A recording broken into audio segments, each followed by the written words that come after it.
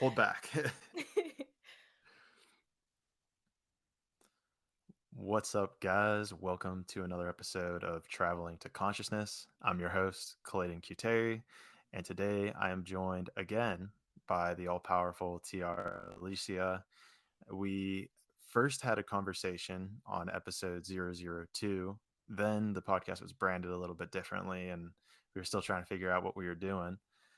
But I like to think that that episode helped lay some groundwork for what we're doing now. And a big point of that podcast that we talked about was the idea of your best timeline. Now, it's not going to be a requirement you go and listen to that podcast. However, it might help like set some groundwork for this conversation. If like we start talking and you're like, what the hell is going on here? Go check it out. But in this conversation, we're going to just keep that going. And something that Tiara and I both have kind of been messing around with is this idea of like your best timeline versus you being able to create your timeline.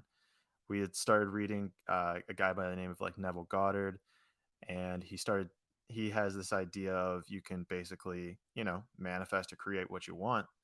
And that's kind of where TR and I said, okay, we need to pause this conversation and save it for the podcast. So before we jump into all of that, TR, is that a good way to kind of wrap up or summarize where we're at in the dialogue? Yeah, I think that was perfect, honestly, because I mean, we do tend to talk a lot outside of the podcast about this stuff, and we try to save like the most important parts for moments like this where we can share it with people. And I also love the rebrand because I feel like that's also very on brand with, just what we talk about, what you talk about with other people on your other podcasts. So I love that.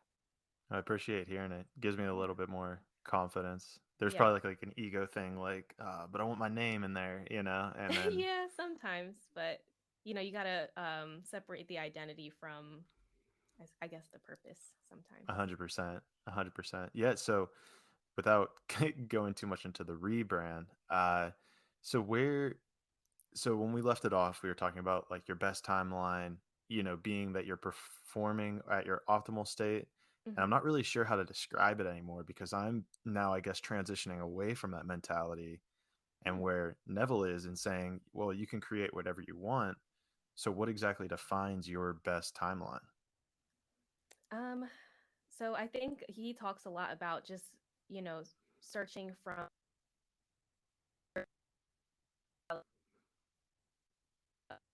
what's going on within yourself. So that also kind of ties into like you creating whatever you desire. So I mean, if there is something inherent within you that you improve, you're gonna see your external. Um, and as with the constant and consistent realization and ever evolving awareness of self, you'll continuously see your external reality improve. I get from his stuff. Like, what do you think? That's actually an interesting take. And I guess it's to be on your best. Well, let's summarize what he kind of says, right? And Hmm. the way I guess view what he talks about is he really kind of talks about the duality between the conscious and the subconscious Yeah. and how you're able to take conscious thoughts like you're saying, I want to be better at this, I want to be better at that, and then impose them on your subconscious.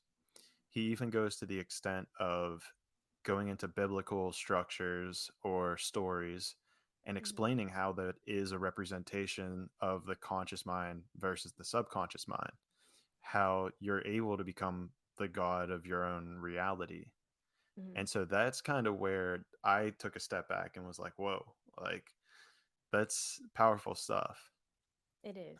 Yeah, I actually that was the part that kind of hooked me in because I'll be honest, when I first started like listening to his stuff, I was kind of like, okay, after you've been studying or practicing law of attraction and, creating your own reality for a substantial period of time, you're like, okay, I kind of know this stuff already. But he really hooked me in when he started talking about the duality of the mind, the subconscious, the conscious, and even giving them like such a polarity where he said like the subconscious is really feminine and the conscious mind is really masculine.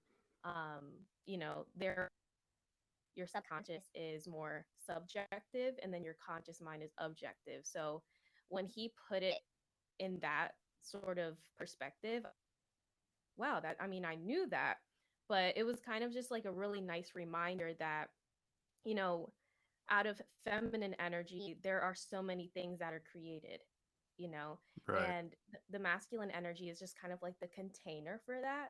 So we sort of have to realize that and remind ourselves of that in our day to day life. We tend to live from our more masculine conscious mind, but what's actually creating that is something that's underneath, which is the feminine subconscious mind. So we all have this polarity energy inside of all of us, and that's just kind of how it's co-creating our entire reality.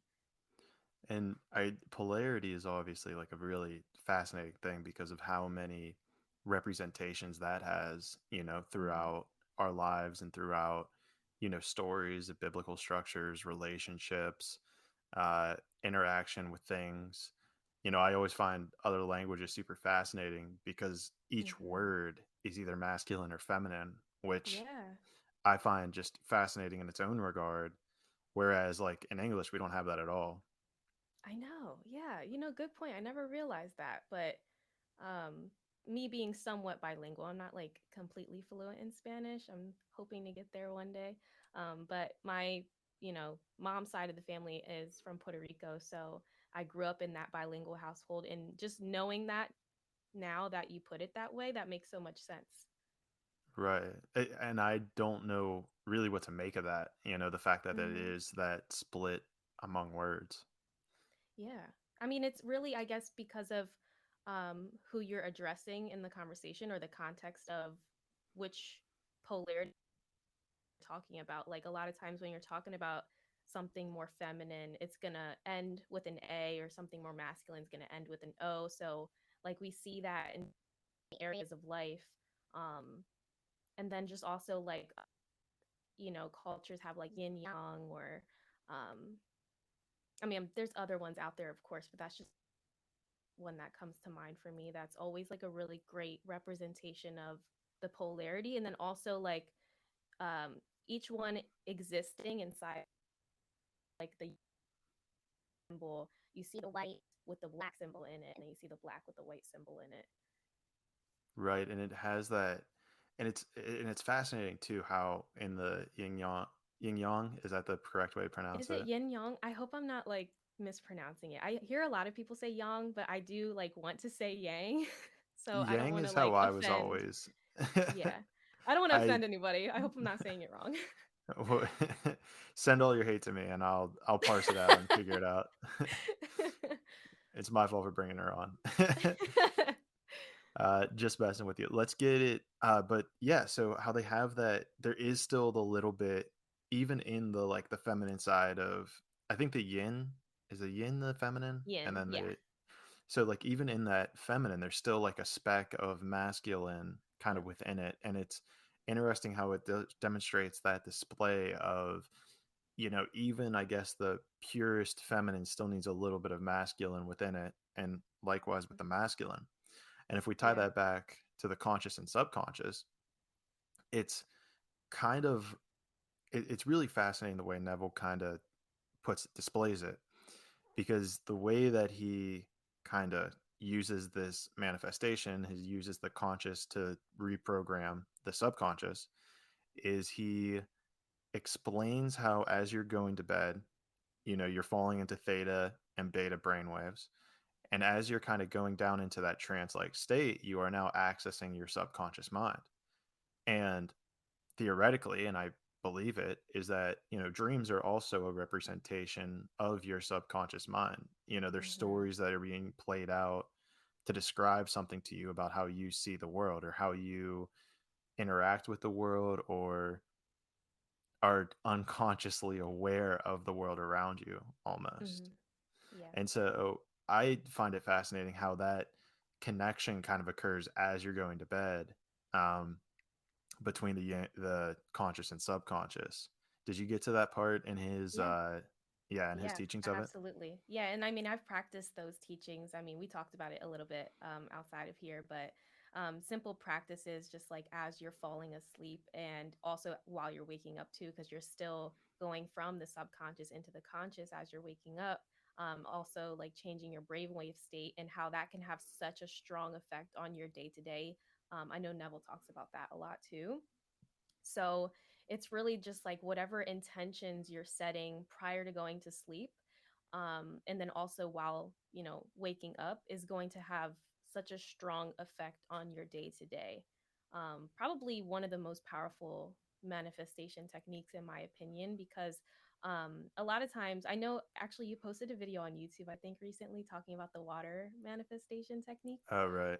Yeah, which is also a really great one because water is a symbol for the subconscious. But a lot of these techniques, like we are completely conscious, we're completely in beta brainwave state. So I personally feel like it's not making as strong as an impression as if, we're deeper in our subconscious, like whether we're falling asleep or like in a deep, deep meditative state, or just like in a trance flow state, because we tend to get into those slower brain waves when we're doing something that we feel puts us in that. Right. And as a precursor to this, something that flashed in my head for those who are unaware, and I think this is a beautiful thing to highlight, that your theta and beta brain waves are like in their highest frequency between the ages of 0 and 7, Yeah. and this is kind of when a lot of that programming kind of happens. And I Mm-hmm. was just talking to someone yesterday, and they were saying like, yeah, like I kind of believe that like, we're all kind of this like pure energy that comes in, and as we're born, we get the layers of like society, language, Mm-hmm. cultural norms gets placed on you, and you kind of lose yourself along the way. And Mm-hmm. it reminded me exactly of the fact that, you're in this hypnotic state and being impressed from a young age since you're born to kind of have these subconscious patterns ingrained onto you. Yeah. And so that's something you don't have any control over, right? But now it's like that whole coming full circle, as wait, like you do have that power to be able to rewrite the foundation of your subconscious in order to create kind of whatever type of reality you want around you. Yeah, absolutely. And if you think about it, like a lot of us, we think about the time where we were like the age of 1 to 7. And if you remember correctly, it kind of feels more dreamlike. Like, you remember bits Yeah. and pieces, you remember some parts, and a lot of times when we dream, like that's kind of how it is once we wake up and are more conscious. And I think that's just also leading into like after 7 years old, you're more conscious, therefore you're able to remember more things. But that's also a firm reminder of like your brain is a sponge from that age of 1 to 7. So whatever happens, in that dreamlike reality, in that dreamlike state, is going to make an immediate impression on your subconscious mind. And whatever stories were written for you back then, whatever beliefs were, conditioned or fed to you back then, it's going to have, a really immediate imprint during that age span. So, once you do become more conscious after, 7 years old or so, I still even feel like the age of like 7 to like 14, you're still kind of in this weird place. But even after that, like when you're a teenager, you're starting to get to know yourself a little bit more, be more conscious of yourself. Therefore, I feel like starting the process of self discovery. And then you're able to kind of rewrite some of those beliefs or, kind of question what you expected and whether that feels right to you or whether that resonates or is valid in your experience. And something I want to highlight that you just said is if it feels right, Mm-hmm. because in Neville's teaching, there's a book on it. It's literally called "The Feeling Is the Secret," Yep. and I believe that that's so indicative of everything that kind of occurs in such a bizarre way. Because at least for me, coming back from an engineering background, I was trained my entire life for all the way through college, 23 some years, to use my analytical brain. And it's so wild to realize that like although that might be what's physically happening in this three-dimensional world, on a much more real sense, your feelings and your subconscious even is operating in such a more real way to you. Like Mm-hmm. whenever you see certain things, you feel a certain way. When you talk to certain people, you feel a certain way. And in a sense, that's almost more real to you than these collective physical things that we've agreed upon. Yeah, absolutely. And also just the fact that those feelings and emotions are just like, it's really just almost an energetic signature. And something I always remind myself of is like, these emotions kind of transcend time and space. This thing that connects us between past, present, and future. Because anytime you feel this feeling of, let's say, sadness, maybe that's linked to a feeling of unworthiness, which is also linked to something of your past or present or future. So when you also realize that emotions and feelings are simply energy signatures that kind of help feed or download things into your reality based off of like what your beliefs are or what you associate that feeling and emotion with, then you can kind of transmute and transform that into like a higher vibrational emotion. So instead of grief or despair, like something more joyful or happy or hopeful. Um, Therefore, you're going to tie in things in the future that align with that emotion or even things in the past too. Yeah, and that's a great way to put it because there's like that reciprocal nature of, do I think the question is like, do thoughts create emotions or do emotions create thoughts? And Mm-hmm. it's like the chicken or the egg kind of It is. dilemma. Yeah. And so what happens is that cyclical nature, it's like, I guess in the reality of it is it doesn't matter which one happens first. All Right. that you need to be conscious of is that when you have one, it creates the other. And Mm-hmm. so it can create this downward spiral of, negative feelings, which create negative thoughts, which create negative feelings, which create negative thoughts. Mm-hmm. And so it's like that, it becomes that subconscious imprint on you, no matter what it is, no matter what, like, any, and the strongest emotions are like that shame, guilt, fear. When you feel those, it creates like that negative spiral starting to occur. It's like you start thinking of times you were ashamed, you were fearful, Exactly. and then it Mm-hmm. reinvokes it as if it's still alive today.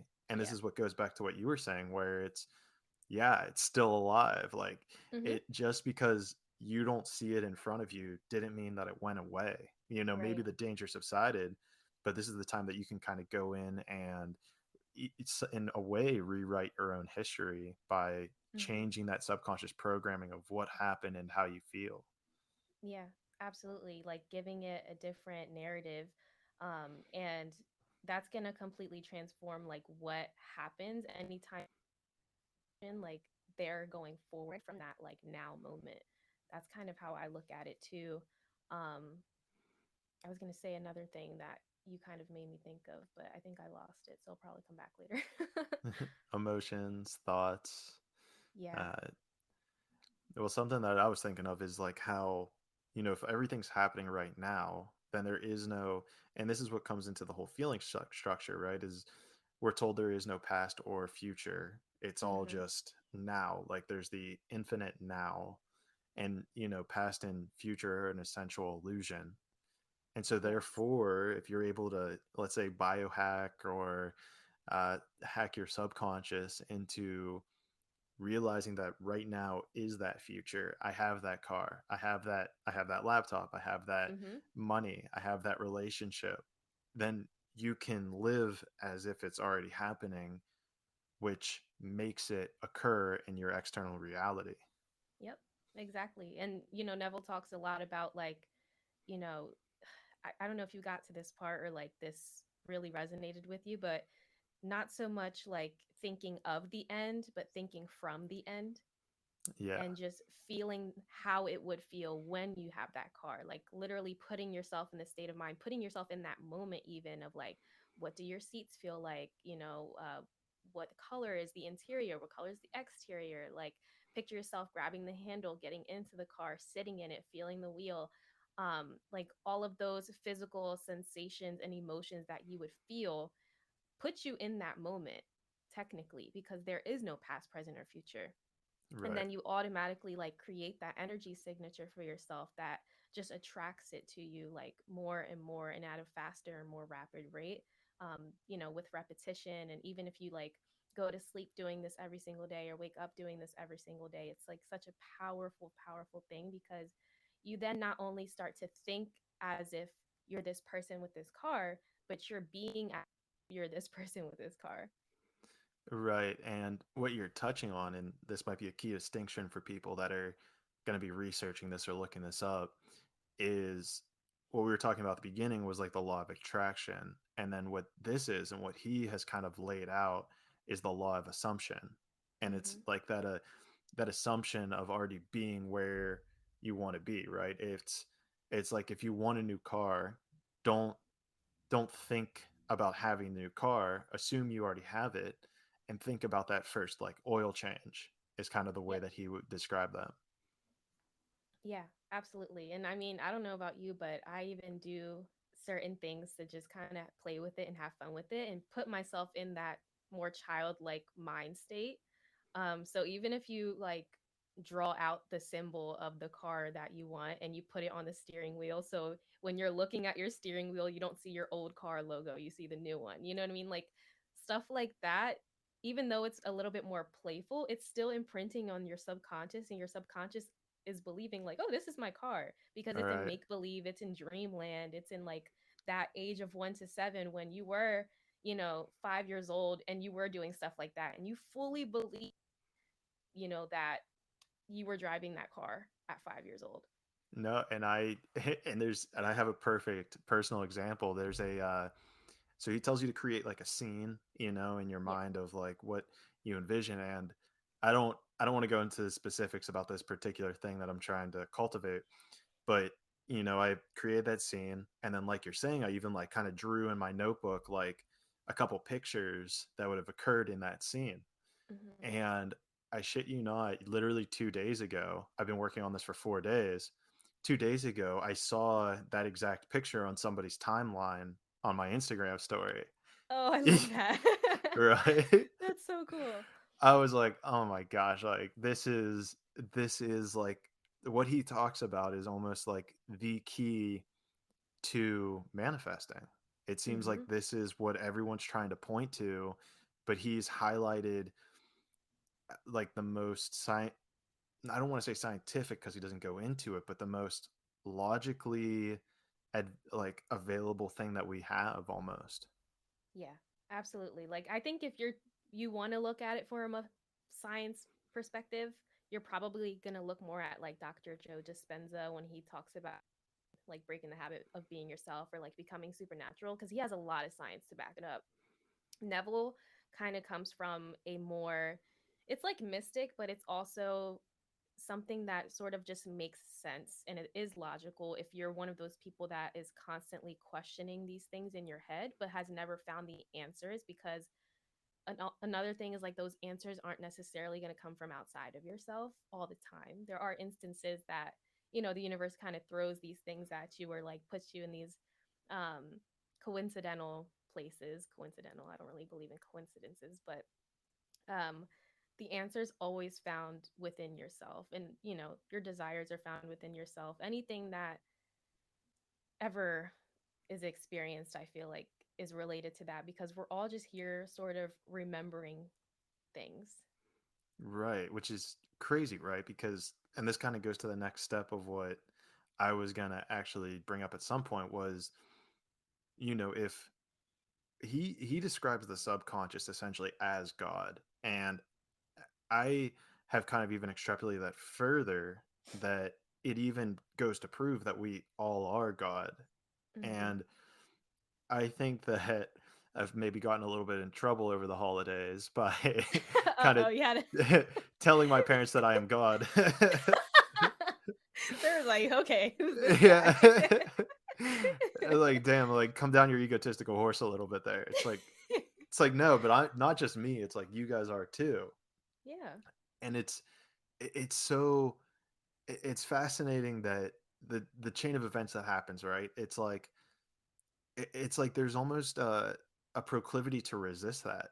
It's like Mm, there's this sense of like almost not wanting to believe that you could hold so much power within yourself to rewrite the course of your own history and the history almost of the world.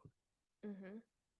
And I, I guess a part of me has kind of been, messing around with this idea. And at a level of it is I completely get it. Like it's a scary thought to fathom. Like the thought that you could change any aspect of your reality that you choose. I mean, that becomes like a very difficult problem to handle. Like, Mm-hmm. we're in Absolutely. because we are imperfect creatures, and it, arguably the idea of perfect is impossible. Well, I guess it depends how you look at that, but Yeah.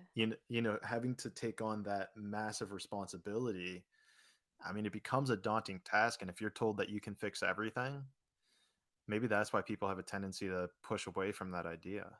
Yeah. Or self sabotage. Some people do that as well. Do you Well, think that? go ahead. Sorry, go ahead. Well, I was going to say, like, self sabotage is an interesting thing, right? It's like, Yeah. eh, is it your subconscious? Like, say that you want a certain car, right? Say your dream car, and everything's lined up for you to get it, and you quote unquote self sabotage. Mm-hmm. It's like, well, is it a limiting belief that caused you to do that? Or is that just not really the car that you really want? You really want something else? I mean, oof, that's that can go so many different. I think it is really depending on the person and, you know, I guess what their life direction is. Because some people could really be set on, like, I want this car. This is my dream car. This is my desire. I think if it's coming from a place of lack or this will make me happy, that's when it starts to become like, maybe I didn't really want this car, And I because think, happiness comes from within you. Sorry, go ahead. no, that's a perfect point. And even just in kind of like the way that that's phrased, right, is I want this. Saying that you want Mm-hmm. something implies that you don't have it. Yeah. And Yeah. so that kind of is that transformation of like what is it, the law of attraction into the law of assumption. Yes. Yeah. I mean, I think a lot of people, I think we kind of start out our spiritual journey sometimes with the law of attraction just because it's more mainstream now. Um but I think the law of assumption is really key. Like that's where it's at, Yeah. because the law of attraction is sort of painted of like, you attract whatever you desire. What you want is already yours, this, that, and third, but you kind of have to come from it of perspective that what I desire is already mine. It's already here. And the only thing that is disconnecting me or misaligning me from that desire is me and how I feel, my thoughts, beliefs, and emotions at this now present moment. So I take time out of it, take relativity of certain things out of it. Which this now I don't expect you to have the question the answer to this, but just as a thought experiment, right? If we're able to impact our subconscious mind at such a level, I guess, and maybe I'm already answering my question in my head, but I'm going to ask it anyhow.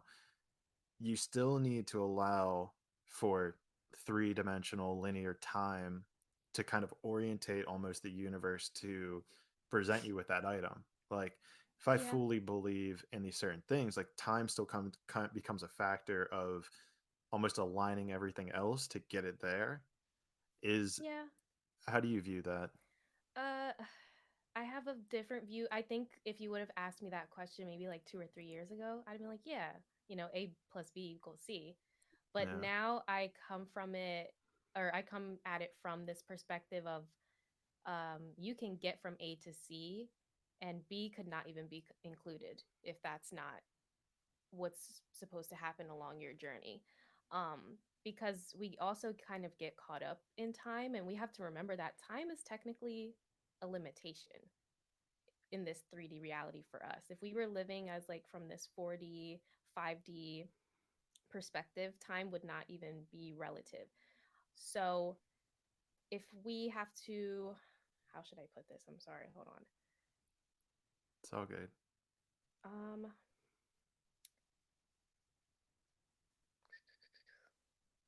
Sorry. I'm having a hard grounding myself lately, to be honest. I've been receiving so many downloads and so much has been happening in my sleep that I'm like up here. So I don't know if you've noticed in this conversation, I've had to constantly like come back down to reality.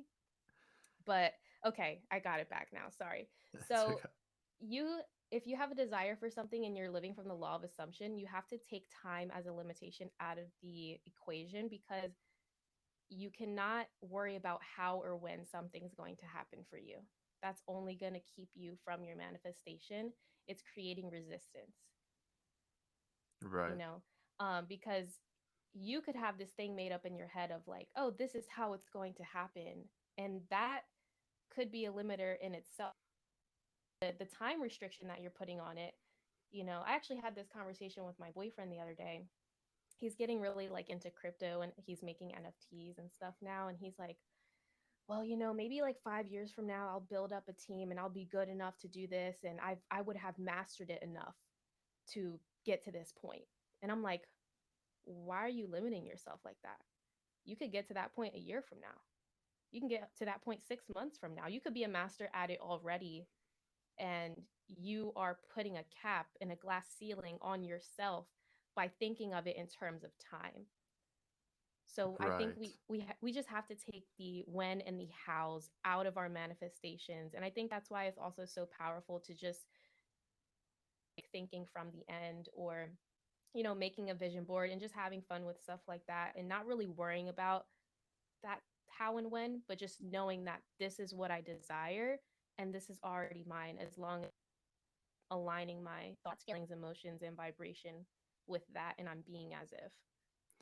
And that's a really good point because I'll bring it to a personal example. It's that idea of being a good podcast host. It's like, whenever I've, let's say, looked at or hear other people speak, you hear these self limiting beliefs of, because when you're in this space of trying to do what you do, you hear all the positive as well as all the negative. Like, it's so hard to be a YouTube producer. It's so hard to be a podcast host. It's takes at least 30 episodes for you to hit your stride with podcasting. Mm-hmm. And my mind always flicks to is like, okay, that's a limiting belief. Yeah.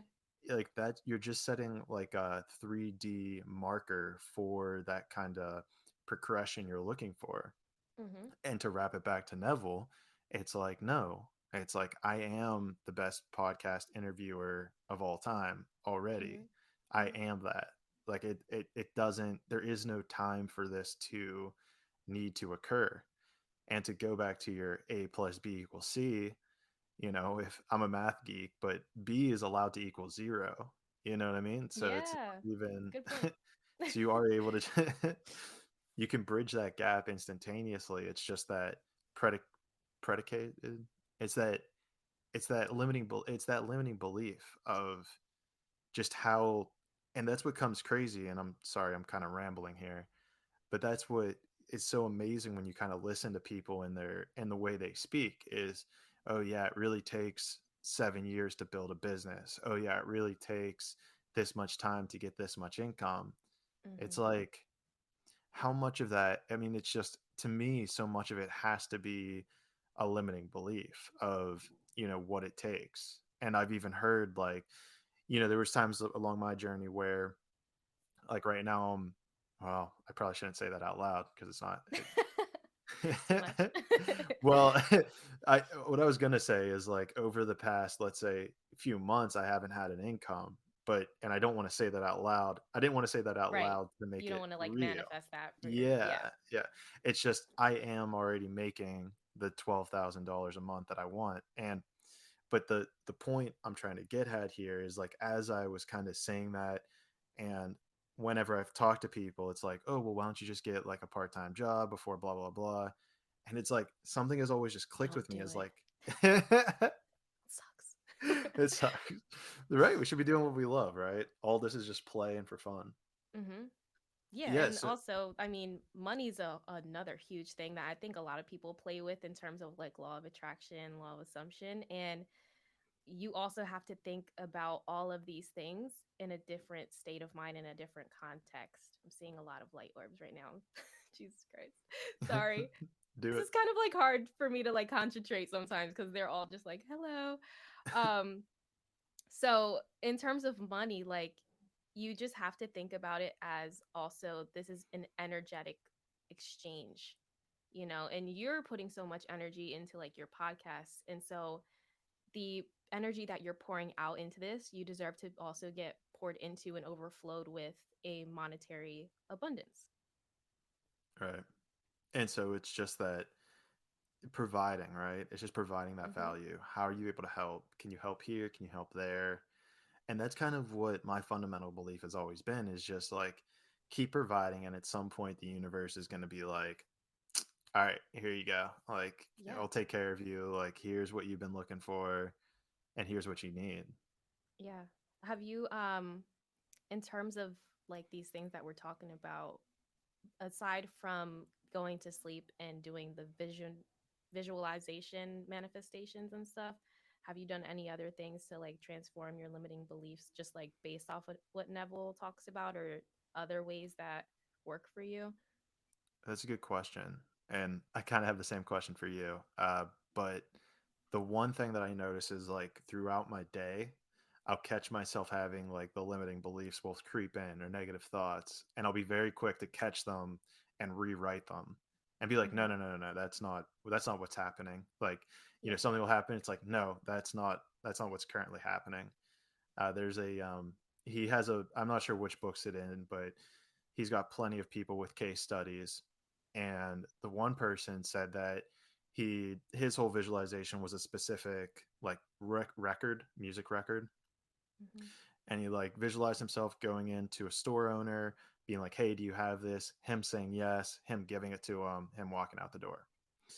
Mm. And he said that whenever he went in there, so in the reality of it, he went in and he said to the owner, um, what is, or do you have this record? And he said, no. And as he turned away, internally, he said to himself, that's not what you said. And saw that there was a poster kind of hanging up like on top of a book thing for the record itself. And so he turned back Mm. to the guy and he's like, hey, like, if you don't have the record, you should take this down. And the guy's like, yeah, you're right. And he goes to grab it, and it's actually the record itself. Wow. See, And it he's didn't like, happen the way he thought it was, how it was going to happen. the how, you can't focus on the how, right? Mm-hmm. I But mean, it's it's great to think about it in detail like he did, I think, but go well, ahead. and I won't cut you it's off. that persistence. No, you're good. It's that persistence, right? It's that, Yeah. like, when you have those limiting beliefs come in, when you have those little inklings of, well, but it's like, no, you have to shut that off, and you have to just be as if it is. The Mm-hmm. assuming that it already is. You are where you Mm-hmm. already need to be, and everything's kind Mm-hmm. of already flowing in that direction. Absolutely. Yeah. Do So you, have you, sorry, go ahead. have you done like anything outside of, or have you, let's say, kind of tailored his things in a certain way for yourself? Yeah, absolutely. A lot of different manifestation techniques. I really notice the biggest difference and try to focus on what I call like shadow work, but I know a lot of people have a different definition for that for themselves. But I mean, I like to work with the moons and the full moons. We've talked about this too, but just setting an intention for myself for that entire moon cycle or that entire month that this is the belief I'm working on. These are the manifestation techniques that I'm going to work on with this. And I do notice like pretty immediate results. So I know that there's actually a new moon tomorrow. And I always base it off of like what's going on astrologically in my chart. And that's like a whole nother thing. But you can base it off of that. You can base it off of what chakra, you can base it off of, what you want your end result to be, and what limiting belief you believe is blocking you from that or keeping you from that, and working on that for 28 days or one moon cycle.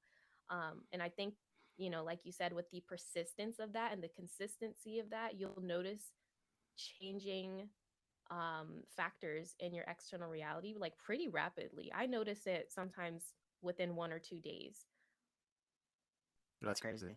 And something I kind of wanted to bring up to you about this, because we talked a little bit, I think, about the moon thing in the first episode. But so with this understanding that, we all are God, and that we are all, this, our subconscious is God, let's say. I don't want to say like we are, because that implies our physical body as well. But our subconscious is God. Therefore, and I'm taking this to an astral place of, well, then is I feel like I'm starting to see the separation of like Sagittarius, Aries, Gemini, Mhm. Aquarius. Is that not just a form of division that then kind of separates you a little bit more, or fractures you from that initial power of source? I think it could sometimes. And I'll be honest with you, like I got really really deep into my studies like throughout like quarantine when we first quarantined and like that whole entire year after that. And I would say within the last 6 months, I haven't even done any readings, haven't dug much into like the transits. Like when people ask me questions and stuff, of course, I'll give them all of the knowledge I know and I have, but I haven't been as like consistent with it as I used to be. And I think it's to look at it from that division, and it was limiting me as well.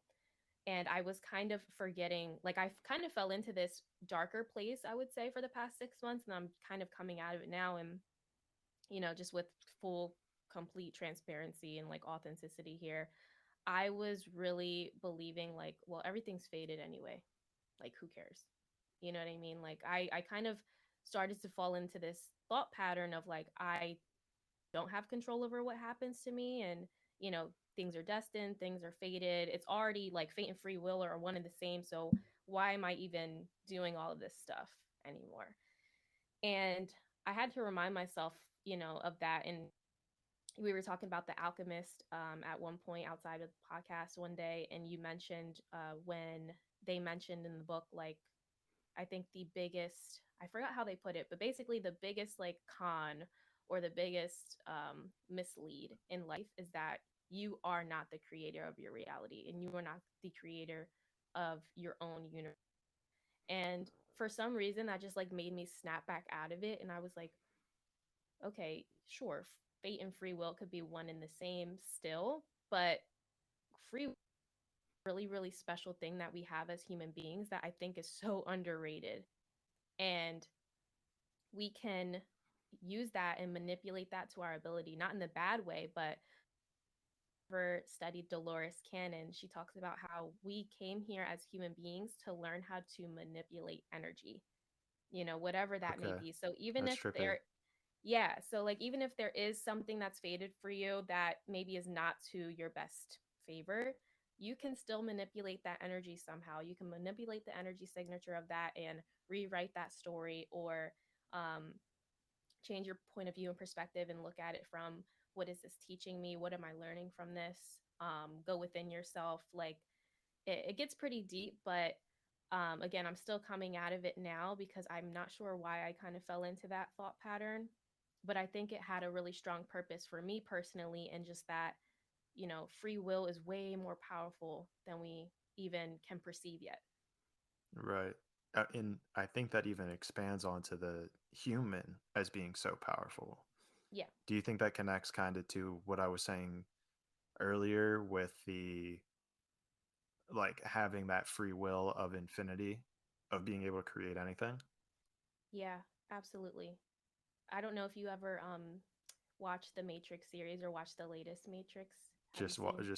just watch the newest one that came out Me 2 weeks ago. Is Yeah, it and spoiler alert? I don't want to drop any spoilers, but that was a really good reminder of it because some of my favorite scenes are those with the Oracle, and I know that there weren't many in the last movie, but if you really pay attention to what they're saying, they are dropping so many like truth bombs of what the universe is and how like the Matrix or this reality of ours works. Right. No, I remember realizing that in the first one. Like, I remember rewatching it maybe I think I probably rewatched it actually when I was in Brazil, and it really it really shows you that the what's the word I'm looking for here? That the illusion that's kind of in this whole three-dimensional grasp grasp grasp of reality. It's like Yeah. we're thrown in here, the veil's kind of pulled over our eyes, and we're almost fighting our entire lives to pull it away and to see the Mm-hmm. world for what it actually is. Yeah, that's so true. And Absolutely. and I guess the even further thing is that you're fighting against the machine. You're fighting against that veil. You're fighting against every person who has, said or who has still not seen past the veil that you are the creator, and Mm-hmm. that it and it's fascinating too because it's like it's that same idea of, if you like the whole I am God concept, it's like when you try to wake up people to that idea and they're not ready for it, they're going to push back against you. And that goes back to what we were talking about earlier, and that parallels outlined within the matrix itself. Yeah, and that God is not something outside of yourself. Like you are inherently God. And I think a lot of that thought also scares people. I don't know about you, but I think sometimes I witness people like almost like shudder at that sort of thing. It scares me myself. I mean, I it's hard for me still, and I'm coming around to it, but when you're the creator of everything, when everything is a result of your interpretation of the world, like that's a heavy burden to kind of bear. I mean, obviously you can heal from it, you can figure it out, we get to have fun with it at a certain Yeah. point, but I still catch myself in lasps lasping back sometimes to like, I get it. I get why this is scary for people to believe that they're able to create the reality that they want to create. It's I very mean, much red pill, blue pill sort of experience. it's the whole, yeah, once you see it, you can't go back. Like Mm-hmm. it's so true because it's even if you want to go back, it's like, well, do you really like Mm-hmm. it?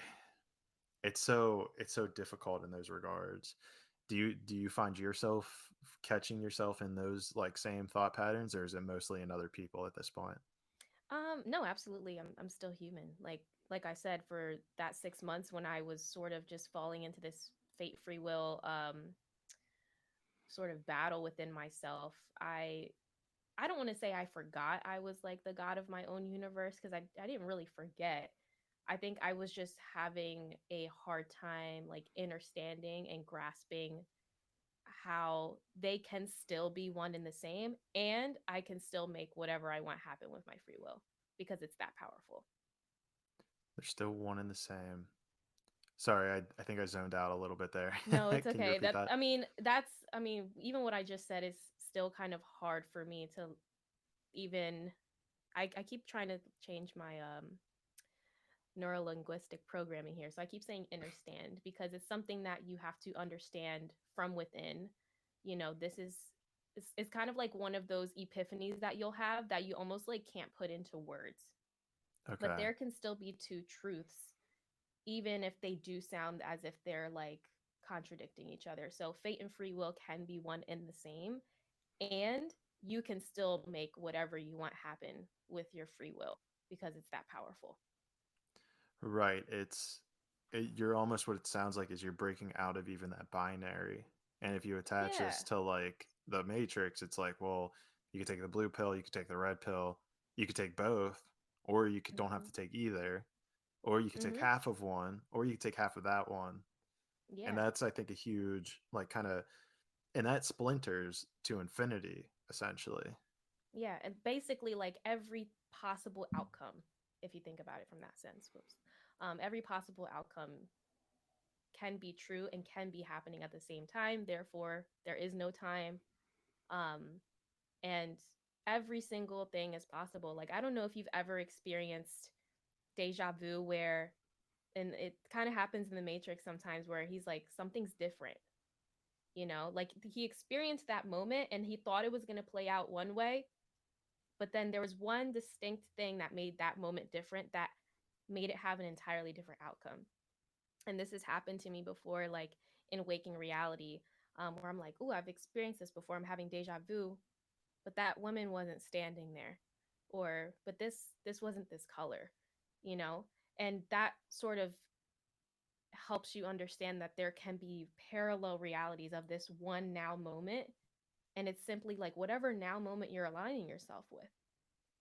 So do you think that whenever you had that deja vu moment, you were having a different thought?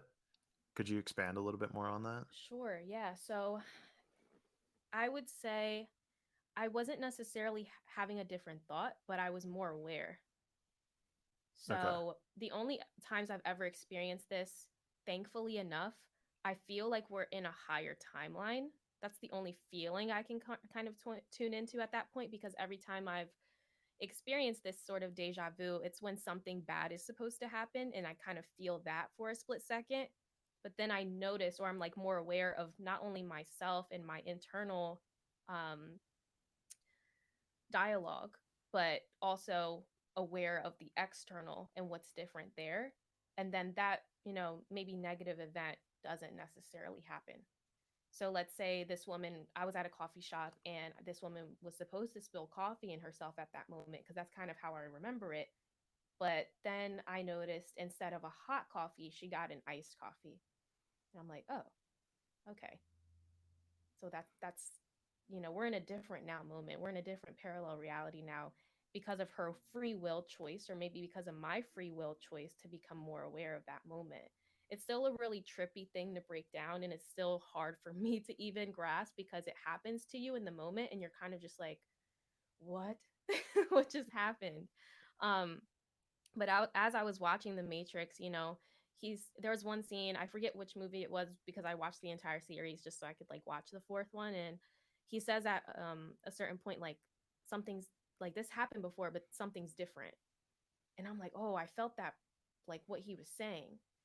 And there was another scene where he was talking to the Oracle, which also kind of put things into perspective for me, and she said we can't see past the choices we don't understand.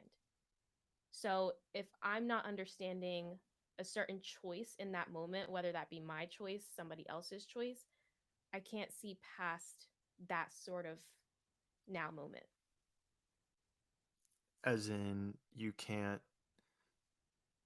So that I do remember her saying that, but Mm-hmm. I guess I never really understood what it meant. Right? So it's if you're not sure why you make a choice, you're not Mm-hmm. sure then what the outcome of that choice is. Is that the crux of it? I would say yes, because again, you have to really pay close attention to her scenes, and I even kind of want to go back and rewatch them to really like get them to soak in, and I can understand the Find an concept of oracle it. montage. Yeah, exactly, on YouTube. Find the Oracle montage on YouTube from The Matrix. Um, but when she's talking to Neo, knows already the choices that he's making. Like when she offers him a piece of candy and he's like, "Well, you already know if I took it or not," you know? Yeah. Um, but she is choosing to give him the piece of candy, and it's like, what if she never made that choice to give that to him? With her free will, that puts her in an entirely different timeline, that puts her in an entirely different reality. And that's how with the fact that, like, so fate can still be a thing and it could be still a true reality, but maybe it's not this reality, maybe it's not this timeline, because of the free will choice that you made at that moment. And if you can't see past that free will choice, like the purpose of you making it, then you won't really know what's to come of it. And I think that's why Neo, like, he's presented with these choices at these points in the movie, and he doesn't know why he's making the choice yet, but he's making the choice that feels right to him and feels best, and that's putting him in the best possible outcome of that choice. And I guess that's what kind of comes back to the whole feeling as the secret thing, Yeah, right? and you don't know what's going to happen. Like, you might not know why you're making that choice in that moment, but as long as you feel like you're making the right choice for you, or what feels inherently best for you and your higher self, let's just say. Like if you're making the highest choice for yourself in terms of, let's say, moral, in terms of belief, in terms of love, and not these lower vibrational thoughts, feelings, and emotions, then although you don't know what the outcome is going to be because you can't see past the choice, you can just trust that that outcome or that timeline is a higher timeline only because you chose the higher choice. So then how does this connect to, let's say I choose a certain outcome that I want in podcasting or Mm-hmm. in a relationship or with money? How, because I choose to create that reality as I fall asleep, is the point though that as I fall asleep, as I wake up, I'm sinking my subconscious mind into this outcome that I desire? Is it that we don't, here's where I'm trying to like kind of connect the dots is you have to, there are choices that are made in between there. You know, Yeah. do I get out of bed with my left foot? Do I get out of bed with my right foot? Do I, Mm-hmm. you know what I mean? All the way through Yeah. the list. Is it that setting, you have a choice of what you're going to set your external reality to be? Mm-hmm. Is the next step that you need to make the decisions that feel the most right in between there? Although you don't know what the outcome is, it's just that you know that with your feeling that you're going to get to that place of what you're attempting to manifest.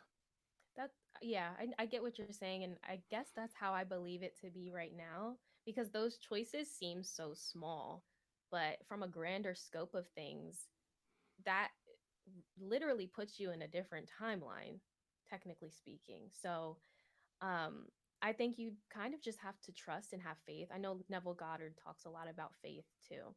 So, if you have faith in the choices that you make and in the knowing that you are making the best choice or you are making the choices that will align you with that end uh, goal, then you can only assume, law of assumption again, that it will eventually put you there. And again, you don't know how many choices you're going to have to make. You don't know when you're going to have to make these choices. So you're taking the hows and the whens out of it again. But you are trusting and you're having faith that in the knowing that this is already yours or that you're already there at that end moment. It's that you're making those decisions purely out of your emotional, and that's what's weird, right? Because you're making these choices out of an emotional state, Yeah. which is Yeah. I almost, go ahead. like an emotional guidance system. That's kind of how I think about it in my head. Like it's like a navigation system. Right.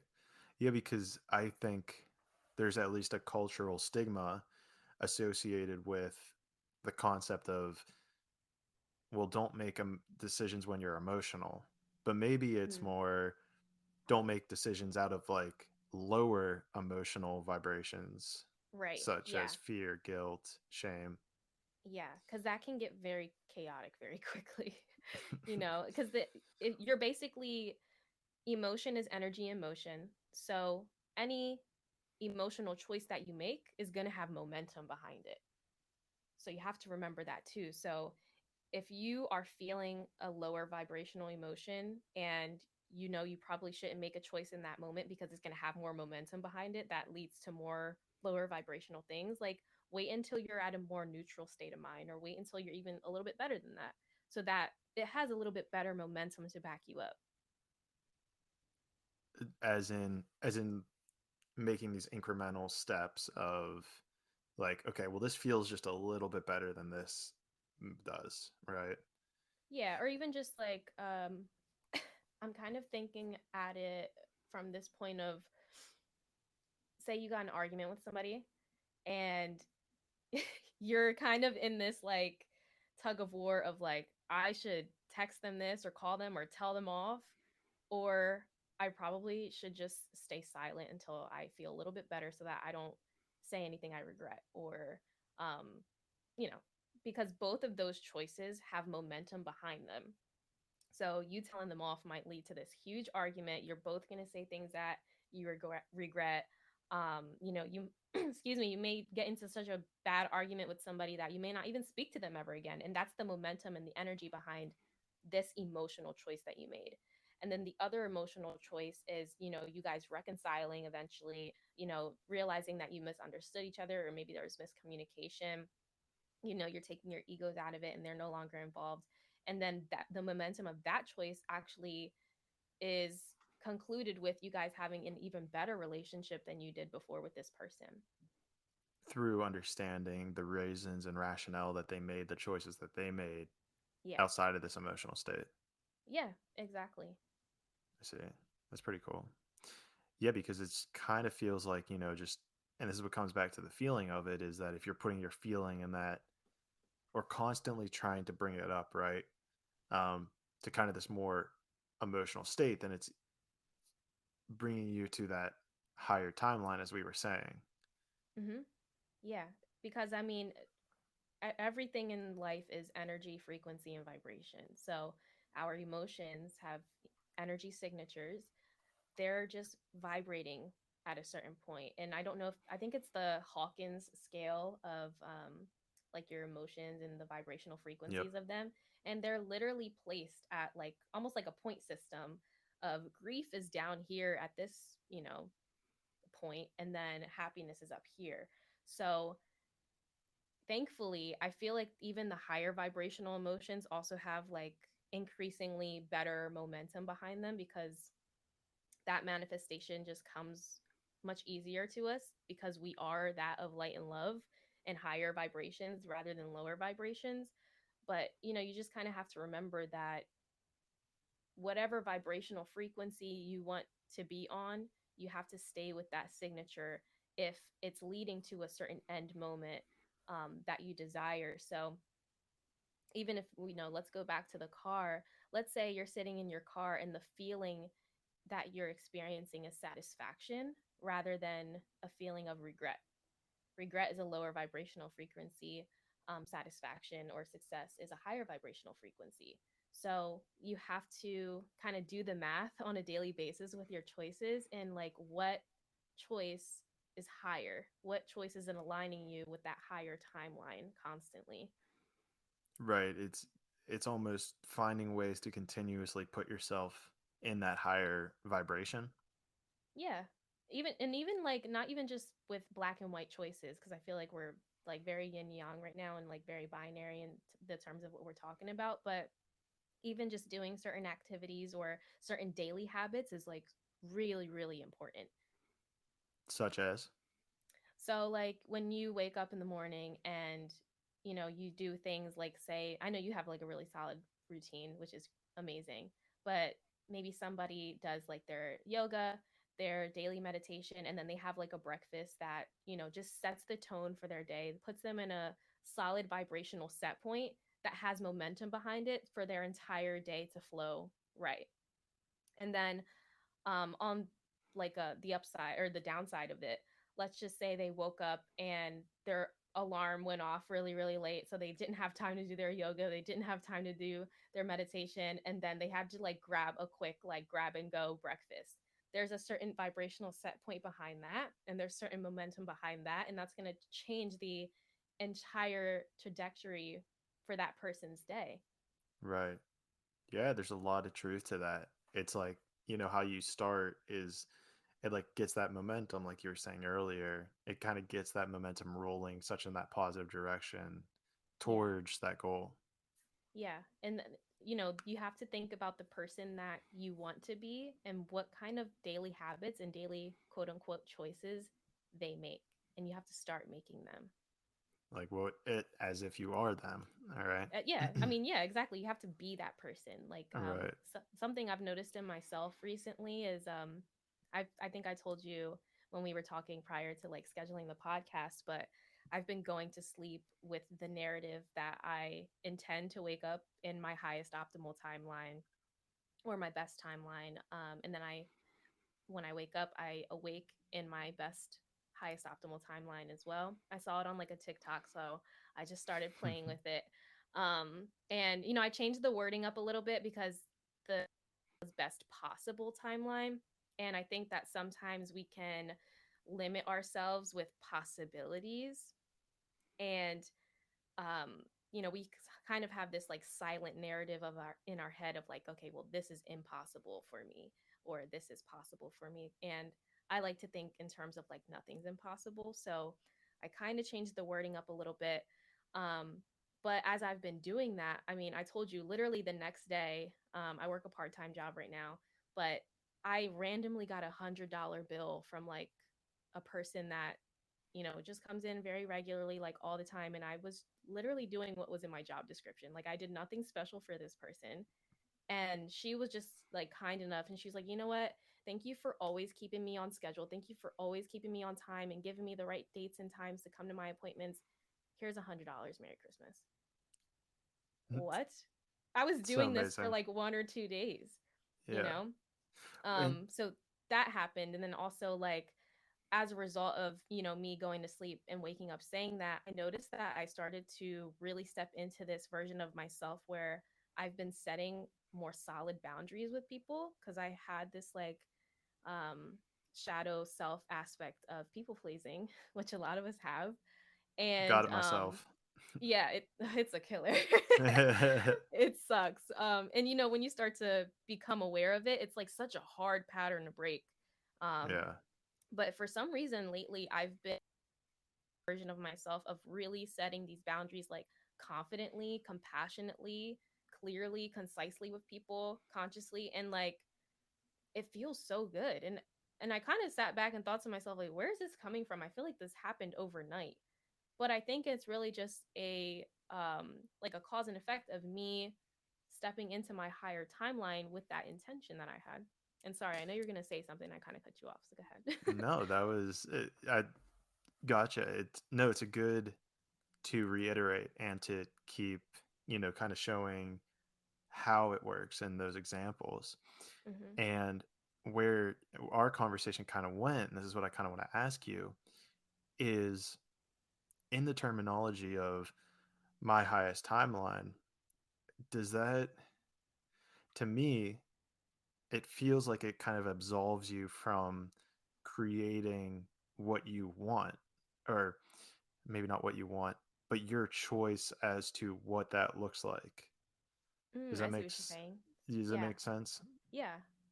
Do you, I Um, guess, do you feel that way about it? Because when you say my highest timeline, it's very open ended. it For all could be, you yeah. know, you could start working as somebody who feeds, the homeless, which, all power to those people. But if that's Yeah. not what drives you and motivates you, and you would rather be, somewhere else, let's say, I feel like that leaves it almost up to somebody else to decide what determines your highest timeline. And with our determination of your subconscious being God and you're the creator Hmm. of your reality, does that kind of almost absolve you of that power in a sense? I see what you're saying, and it's definitely a good point. I think it really depends on the context that you give it and what you claim as your highest timeline. So I have this um, silent, like, run in my head of what my highest timeline looks like. So um, I personally don't feel like it cuts me off or limits me from obtaining anything other than what I desire. But if, Neville Goddard also talks about like whatever you believe is going to be true. So if somebody else thinks like, well, highest timeline could be anything, it's like any possibility, and they're not okay with that, then you just have to like simply reword it to something that like resonates more strongly with you, or even simply if you just don't want to put it in words at all and just think about it in terms of like visualization or emotion and like what you're feeling at that end goal or that end result or how you want to feel every day. I think it's going to have the same amount of like power in my head. Like, have you tried anything like that like resonates with you? Well, I think what you said there kind of, made it kind of answer the question, is that you have Hmm. already defined what your highest timeline is. You've already Hmm. defined what that is. And now you've kind of just associated, I guess, a phrase that resonates the most with you as to Yeah. as to just feeling into all those things. Yeah. Yeah. Okay. I mean, Because, go ahead. Sorry. well, I was going to say that, like, for personally, every morning, every night, well, not every night, but every morning I at least write. out the whole, let's say, script of, where I'm at financially with the podcast, relationshiply, all those different things. Right. And so I guess if I were to sit down and kind of cultivate that scene like Neville did, it might be a little bit more difficult because I'd be running like through a whole day in the life, so to speak, Yeah. versus just having your own, excuse me, like your own, what do you want to call it? Your own phrase that you can just go to. Like I'm in my highest timeline. I am in the, future that is for me. I am in, all of these things being checked off at the same time. Hmm. Is that kind of how you, I guess, see it a little bit more, or maybe that's how I'm interpreting it? I would say so, yeah. Like, I think the scripting is also a really good point, because a lot of people do use that as a manifestation technique, and they'll script to like the utmost detail of what they want their life to look like, and then they'll read that every night or every morning, which is also a really powerful tool. Um, I have tried that. I don't really do it as much. It's just not something that resonates with me personally as much. I kind of like to set it in terms of like simple affirmations that I can affirm myself every morning, every night, throughout the day. And it kind of is sort of like an umbrella term, but it's something that I've given such a powerful definition to that like I know what it means for me. So Gotcha.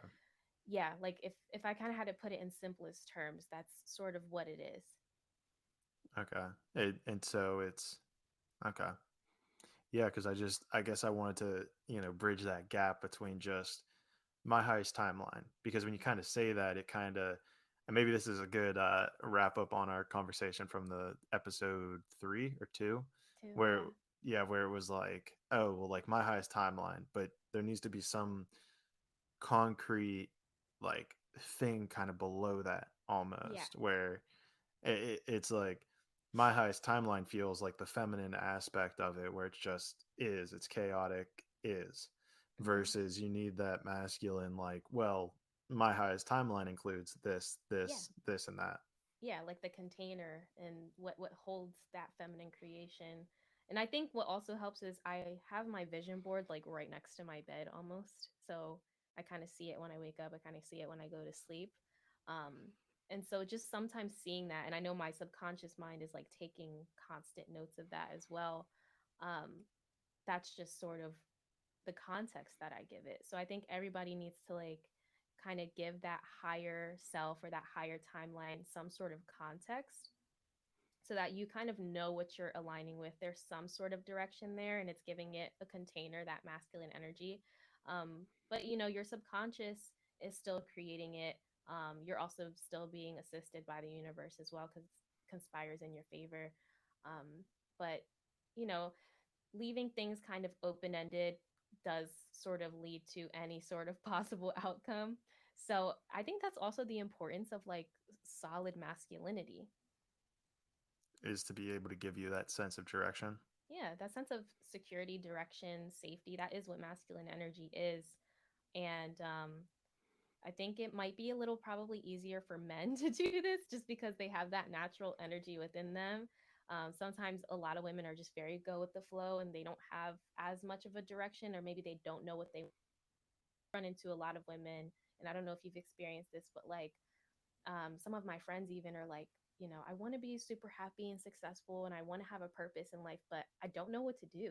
I don't know what I want to do, and I think it's like you have to sort of think a little bit more from the conscious mind of that in that sense and figure out, you know, what experience, outer experience is linked to that feeling that you want to have. Right. I think there's two things that come to mind are, the first one is self-awareness of, Mhm. what do you enjoy doing? Where do you find yourself in those highest vibrations of communication or like doing? And for me Yeah. personally, it's, I found myself in high, vibrations, high vibes whenever I was having like very meaningful one-on-one conversations. And Right. so over time I was like, well, what do you do with that? It's like you record it and put it out there for everyone to hear. Yeah. And so I think that's the first thing. And the other thing is probably getting out of, if you don't know, it's to me, it sounds like, and I'm sure everybody's different on this. To me, it sounds like they're coming from a place of fear or maybe shame, guilt, a lower vibration in a sense where Mhm. maybe they have, blockages that are preventing them from seeing the bigger picture. They have those stories that they've told themselves about themselves. Um, and it's just so deeply ingrained that maybe they need to go to bed thinking, I am doing what I love, even as abstract as that may be, Yeah. that will lead them to finding what they do love doing. Yeah, absolutely. Actually, like another affirmation that kind of made me think of is I am paid to be me. And I think a lot of Okay. entrepreneurs should really like sit with that and use that affirmation a bit more constant because I mean, essentially the conversations that you have are coming from you, they're coming from your personality. Like, you're this masculine container of the direction of where these conversations are going and stuff. And you're just being you. And so Right. I actually did a manifestation technique last night from a more financial point of view. I got like a bunch of checking deposit slips from my bank. I initially went there with the intention to get like an actual check. It was like another TikTok manifestation technique I saw for the year of 2022. And it was like one bank teller in there and she was busy. And then there was like another person waiting in line. But I saw these checking deposit slips and I was like, okay, I'll just grab one. But then I ended up grabbing four. So I'm like, I don't know what made me do that. But I broke it down to each quarter of the year and exactly how much I wanted to deposit for each of those quarters. And it's just increasingly getting bigger. Slept with it under my pillow. My bank account numbers on there and everything. So it's real. It's physical in my head. But what I also did was like in all the empty spaces of this checking deposit slip, I put abundance and prosperity affirmations of I am paid to be me, I live a prosperous life, like all of these things, just reaffirming that to myself. And again, I just think that's like a really, really powerful thing for a lot of entrepreneurs because I know that they struggle sometimes with like, well, what am I going to do with my life? What direction am I going to take my life? I just know I want to work for me. And you just have to reaffirm to yourself, I am paid to be me.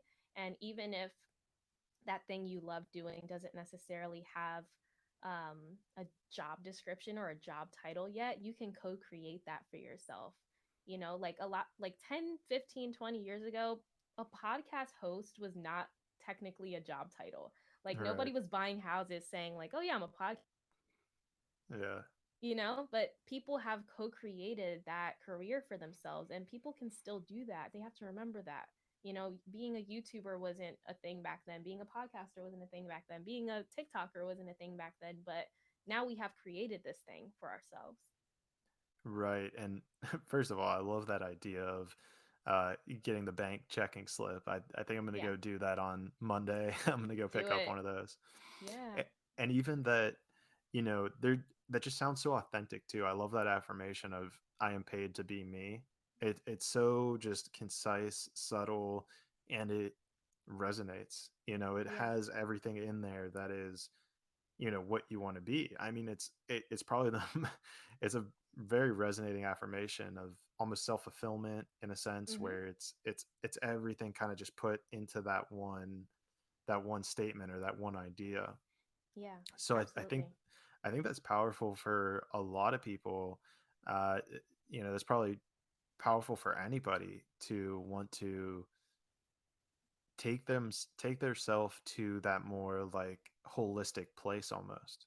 Yeah. And I mean I really just I think I heard it on a conversation with I don't know if you follow Aaron Dowdy and Activation Vibration. They were talking uh about it. Maybe. And I think that's where I first heard it. And I was like, yeah, I just want to get paid to be me. Like, I don't necessarily want to have such a strong structure of like, this is my job title and this is what I do because I love doing so many things. But I just want to be paid to be me. That's just it. And I think a lot of us, part of being you is what you're passionate about. And a lot of us want to get paid for what we're passionate about or for the things that we create if we're artists or speakers or writers. and it can house so many people's passions and purposes that I think that's really like a strong affirmation we just have to start implementing more. You just got to take it on. Yeah. Yeah, write it on your forehead. No, I'm kidding. Get a little tattoo Get down a little here. tattoo, Yeah, a little tat. it's just a little tatted. Something I'm thinking of, and I'm not sure if you want to go into it, but on our last podcast, we also talked about Salem a little bit, Oh yeah. and I know there have been a few developments. Do you have any interest in talking about that yet? Yeah, sure, for Yeah, sure. So yeah, I finally, I don't know if you guys listened to episode 2 yet, but that probably would help to more get a encouragement to go listen. background, yeah, get a background story of why I had to go to Salem, Massachusetts. But I went at the end of October, and it was definitely an interesting experience. We did kind of the touristy things and stuff, but I felt like something was missing the entire time I was there. And I didn't know why I was there. And I think this also ties into like we can't see past the choices that we make. Um, did not know why I was there. I thought something maybe would happen, but then there was like this inherent thing inside of me that was telling me like you're not gonna know now. Like nothing big or spectacular is gonna happen for you to know exactly what's going on. But I was staying open and I was staying, hopeful to whatever I needed to experience there. I set my intentions prior to going and stuff. But on the very last day, I talked to an intuitive, I talked to a psychic, and she sort of picked up on that energy right away. And she's like, "You're not going to know what you were here for until months from now." And it might just be something so underlying that it's just unblocking a certain aspect of your consciousness or a certain aspect of your soul that you're just simply not even aware of yet, and you just have to go with it. And Is that go ahead? I was just saying like I'm just kind of sitting with that still. To be honest, still don't know what the purpose of me being there was. I'm just sort of trusting that, whatever had to happen on a metaphysical level happened. And I possibly could have had like a past life there and I had to go back just to maybe finish something up or just feel the way I feel now there. And I also did pay my respects to the people that were, um, you know, executed and stuff. So, What are the things to do there? Like if I was to go to Salem, what are the um, tourist things? well, definitely the best or the most fun time to go, of course, is like October and around Halloween. We did the Salem Witch Museum, which was cool. It's like a very quick experience, though. That wasn't my favorite thing while we were there. We went to the House of the Seven Gables. That's another really popular like attraction. That was probably my favorite, just because it had so much history there and the scenery was like beautiful. They were telling the stories of the people that lived there and stuff. Beautiful house as well. And there's also the Salem Witch House, which is also another house with a lot of history behind it. And there is, I'm trying to remember, is it Essex Street? I think that's like the main street where everything is, like all the shops and the psychics and like people dressed up. It was, just kind of like a fun thing to do over a couple of days. I've definitely have been other places that are like more eventful, I guess you could say. But I think if you're just like really into Halloween or if you have like a purpose of being there like myself, then it's definitely a place you want to visit. If like something's calling to you, Yeah. it's Yeah. definitely something to go check out. Like in my case, the universe was obviously calling me there for a certain purpose. So I went there and I, wrapped up whatever I needed to wrap up, I guess. um, The and, karmic I feel circle. better. Yeah, it probably was something more karmic, but I feel better now saying that I was able to go. I do kind of feel like something's not empty anymore. Like I was able to close something out or I was able to complete something. That's Um, interesting. yeah, so maybe I'll have a better like understanding of that. Maybe like the psychic was saying, or maybe it'll show up on a more physical level and I'll finally understand why. But right now, it's more of just like a silent feeling. Okay. And I'm just kind of happy and satisfied that I was able to go. Well, that's all. I mean, anything Yeah. you can do to feel a little bit more complete or Yeah. satisfied. I mean, Yeah. that's worth its, weight in itself. Absolutely. Very grateful for that. And I mean, you probably have experienced that just like going to Brazil or other places you've been called to go. Because I know That's you're so funny you say traveling. that. Yeah. I was Why is literally that? because Spill the tea. as you were as you were saying, you were just like, yeah, I'm not really sure why it went da da da da da, and I was like, holy shit! Like just as in this conversation, I was thinking to myself like, damn, I felt that same way about Brazil. Like, Really? I felt that same way about Porto Alegre. Like, I was having like little mini flashbacks of like, when people would ask me like, "Oh, what are you doing in Porto Alegre? Like, why are you here?"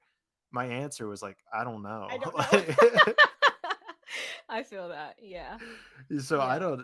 I don't know, but to your point, it did feel kind of like, I got to see that. I got to live by myself. I got to experience that. Yeah. And I'm down to go back to Brazil at some point for certain things, but maybe it's, like you're saying, maybe there's just like a completion that needed to happen there, or I don't know, maybe 2021 was wrapping up in a weird way for, I, it's hard to put into words. And actually, that made me think of something I was talking about with one of my best friends recently. She recently just moved to Spain, and she was living in Colorado prior to that. And she's like, I feel like there's this identity of me attached to Colorado, and then I feel like there's an identity of me attached to Spain. And then I was talking to her about like, well, there's this thing in astrology called astrocartography. And essentially, there are certain planetary points mapped out on the earth that trigger certain aspects of your chart, therefore, triggering certain aspects of you, your personality, your life. Um, and so I was like, well, that's actually a thing. Like, there is a version of you that is more active in Colorado, and then there's a version of you that's more active in Spain, and there's parts of you that are more awakened in these places. Um, so I think as we go to these places that are calling us for whatever reason, we are awakening or maybe unblocking or triggering certain aspects within us that, again, we might not even understand yet. But there is something happening on a metaphysical level that we just have to trust and have And faith in. yeah, and I think there's a lot of, I mean, there's a lot of truth to that because I grew up in Pittsburgh, went to college in Florida, first Mm-hmm. job was in California, and in a sense, I have felt that shift kind of occurring in my life as well, where, well, I don't feel like, and it wasn't like I wasn't being authentic or I was being authentic, I was being myself, but it felt like every time I go to these new places that there was a little bit of a shift, and I think I internalized it as like, oh, I'm just maturing, I'm becoming more of who I am. But there Mm-hmm. still is a little bit of like that, push and pull of things, like of feeling certain ways in certain areas. And so the question I guess I would have is it the people that are there that kind of invoke that feeling or that shift that you have, or is it this metaphysical area of space in this three-dimensional reality? I definitely think there's truth to both because in terms of consciousness, we have these like collective consciousness clusters, and then we have like this big collective consciousness of the earth. So I think that's true in that, you kind of start to think like the people in that city, or even start to speak like the people in that city or act like it. You start to take some of that energy signature, let's just say. Um, but then I think there's truth to the other part too, where, you know, it is this point or this pool in space that has this certain energy that, is just triggering something within you. Um, and you also kind of have to think of it in terms of like time and space being kind of the same thing as well. I know I'm probably gonna really rack somebody's brain with that one, but Yeah. um, you're almost like stepping into another dimension, or you're stepping into another parallel reality because you chose this certain destination. You chose this certain time and space to be here or there. Therefore, it's aligning you with a different timeline. It's aligning you with a different path and a different version of yourself. And I guess is that it's aligning you with a different version of yourself based on where you're choosing to live, essentially, Yeah. or where you're Yeah, trying to like move. yeah, where you're trying to move, where you're trying to live. A lot of people for some reason always think I'm from California.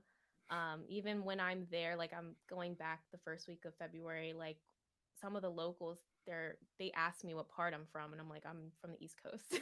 Like I'm not from here. Or even people here will ask me where I'm from. I was actually talking to a California native and she was like, the way you just talk and carry yourself, you just remind me of somebody from home. Um, so It's I think, interesting. yeah, I think that, I don't know if that maybe started after I came back from there and I started to take on some of that energy, or maybe that's just maybe eventually where I want to live. So I'm aligning myself with that energy and that version of myself that lives in California.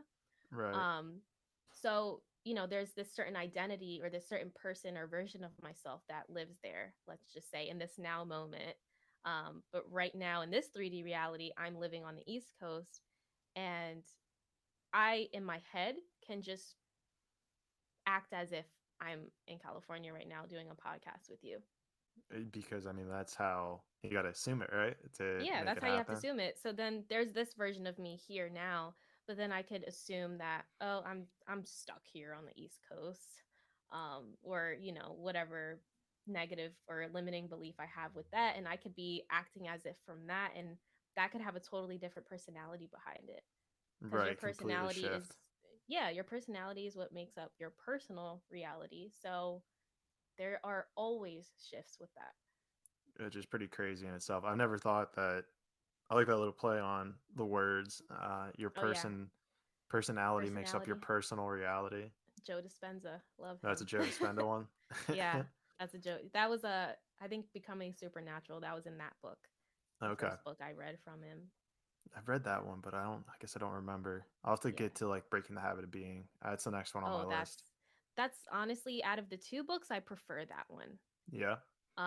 Because Becoming Supernatural is more like a self healing book, or um, whereas Breaking the Habit of Being Yourself is reconditioning your brain and retraining your subconscious to, you Okay. know, change your personal reality. So I'm gonna get Joe on the podcast at some yeah, point. That's Joe, a what's part of the up? You gotta manifestation. you gotta join Clayton on the podcast soon. Yeah. Putting that energy out there. Yeah, he's listening right now. it, it's all happening right now, right? It is. It is. uh, well, I don't have anything else that I'm thinking of. I think it's a great part to wrap it up. Uh, Yeah. you'll definitely have to let me know if you make it down to San Diego because I should be in San Diego around that time. At least I'm Oh, hoping. cool. Are you living there Yeah. now? No, right now I'm in my back in Pittsburgh. My parents. Okay. I was Cool, cool, supposed to be in cool. Brazil, but as life just so happens, Sometimes it yeah, redirects you. things are out of your control, and all you can do is keep a positive vibe about it, right? Yeah, just don't It worry all about the happens for a how and the reason, when. Don't worry about right? that. Well, and that kind of maybe even goes back to our point is that I wasn't supposed to go back to Brazil. Maybe maybe Yeah. everything I got from Porto Alegre was all that I kind of needed at the time. Yeah, I mean, the universe has a very funny way of letting you know certain things. That's for sure. Damn, I actually didn't even put that together until now. You're like, ooh, epiphany. Yeah. So maybe I'm done with Brazil for a little bit. I don't know. Yeah, We'll see what maybe. happens. Yep. See what happens. Gotta recondition the subconscious. So Yeah, we'll reassess, reawaken, become more aware of what's going on now and what you want, I guess. yeah. Are you Is doing there anything for the new year to do that? um how do you mean? Like Like, do you, I know, I don't want to say resolutions because that has a negative connotation. Nobody follows those, but maybe are you like manifesting anything or like creating a vision board or scripting anything for the new year? yeah, I'm scripting. I've got some things I've like written down on um what's it called? Cha, cha, cha, cha. Like goals that I would like to have, Yeah. but they're not very concrete. And what's your opinion on this? What's your Yeah. opinion on like putting time frames, associating time frames with like certain things occurring? Like by February, I'll have this. By like you were saying in the first quarter, I'll have that. Yeah. So I did think that while I was doing it last night. And I was writing out my first checking deposit slip from January 1st to March 31st, 2022. And I put that date down. I put my name. I put my bank account number. I put the monetary balance that I wanted to deposit or I wanted to see deposited. And I put a plus sign next to it because I didn't want to not only cap myself at that amount. I was basically, that plus sign means like bare minimum, this is what I'm making in that 3 months. Um, and then also because I had the time frames following after that, so like April to June, it's a bigger increase of money. I think just, you know, that was just a sign or a symbol to the universe that my income is exponentially increasing. Um, the time frames just kind of give it a container. It's not necessarily that I'm capping myself at that time frame or that anybody else could be capping themselves. It's just a container and maybe just a guideline of when you would like to reach a certain goal or have a certain end moment. But I think that, you, whether you're scripting or whether you're just kind of visualizing or um, manifesting this for yourself, you have to say like bare minimum, this is the amount of time that it'll happen or sooner. Like always add that um, sort of objective, contradictory statement so that the universe, you know, knows that this could happen, or you're implying that this could happen at this moment or sooner, or you're having this amount of money or more. You know what I mean? So I think just putting that small amount of detail in there also just reaffirms the intention, reaffirms the assumption of it. But never, ever, ever put a cap or a time frame on something because it could happen sooner. It could happen tomorrow. Like it's really just a matter of aligning with a certain reality. So then, is there like, if you're doing something like visioning of some sort, Mm-hmm. would you write or would you like work into it the date on the clock or something? Like You could, how? yeah, you could put that in your visualization as just like a small detail of you looking at the clock and it being a certain time.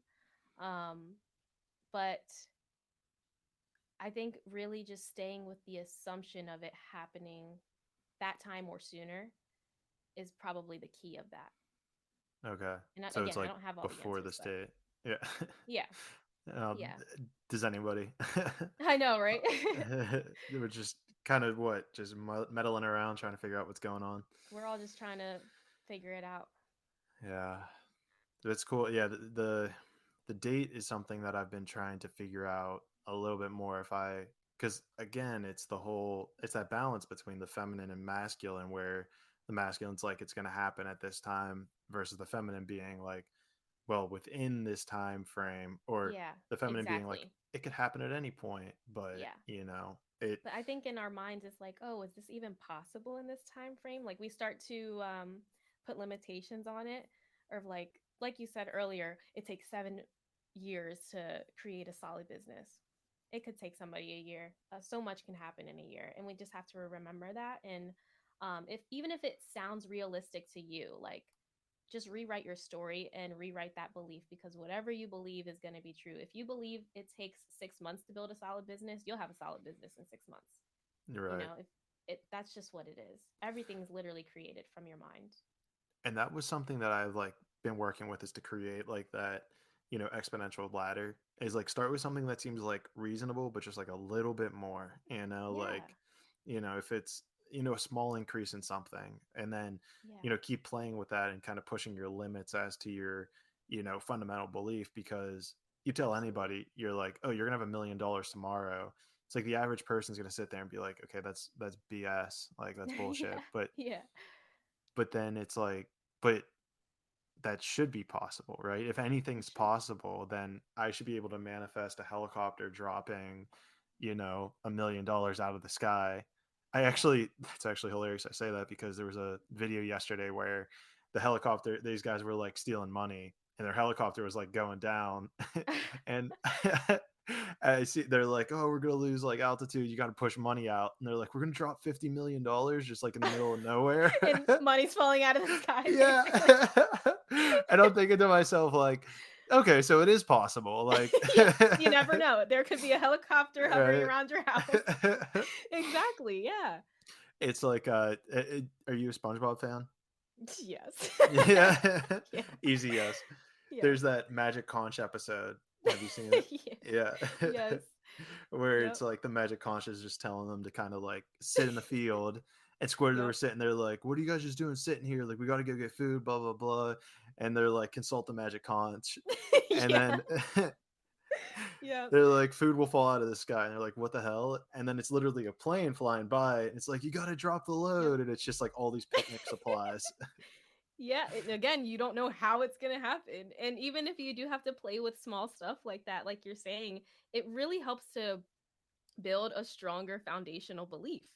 And Right. then that allows the universe to conspire even more in your favor. So, if you're practicing visualization and you're having a really hard time, like even realizing that a certain outcome is possible for you just because of what it is or the time frame that you're expecting it to happen in or whatever, start with something so small. Like I used to play with visualizing getting free cups of coffee and stuff all the time, and I kid you not, I get random cups of coffee from Starbucks all the time of somebody paying in front of me, or they're like, oh, we actually made the wrong drink, and we don't know who else to give it to, so here you go. So even if you're doing that, or just, I don't know if Neville Goddard is the one that talks about this or if it's somebody else, but I think they said to visualize like a yellow ladder as you're falling asleep, and then just wait for it to pop up in your external reality. And when you notice this yellow ladder, that helps to really reaffirm that strong foundational belief of,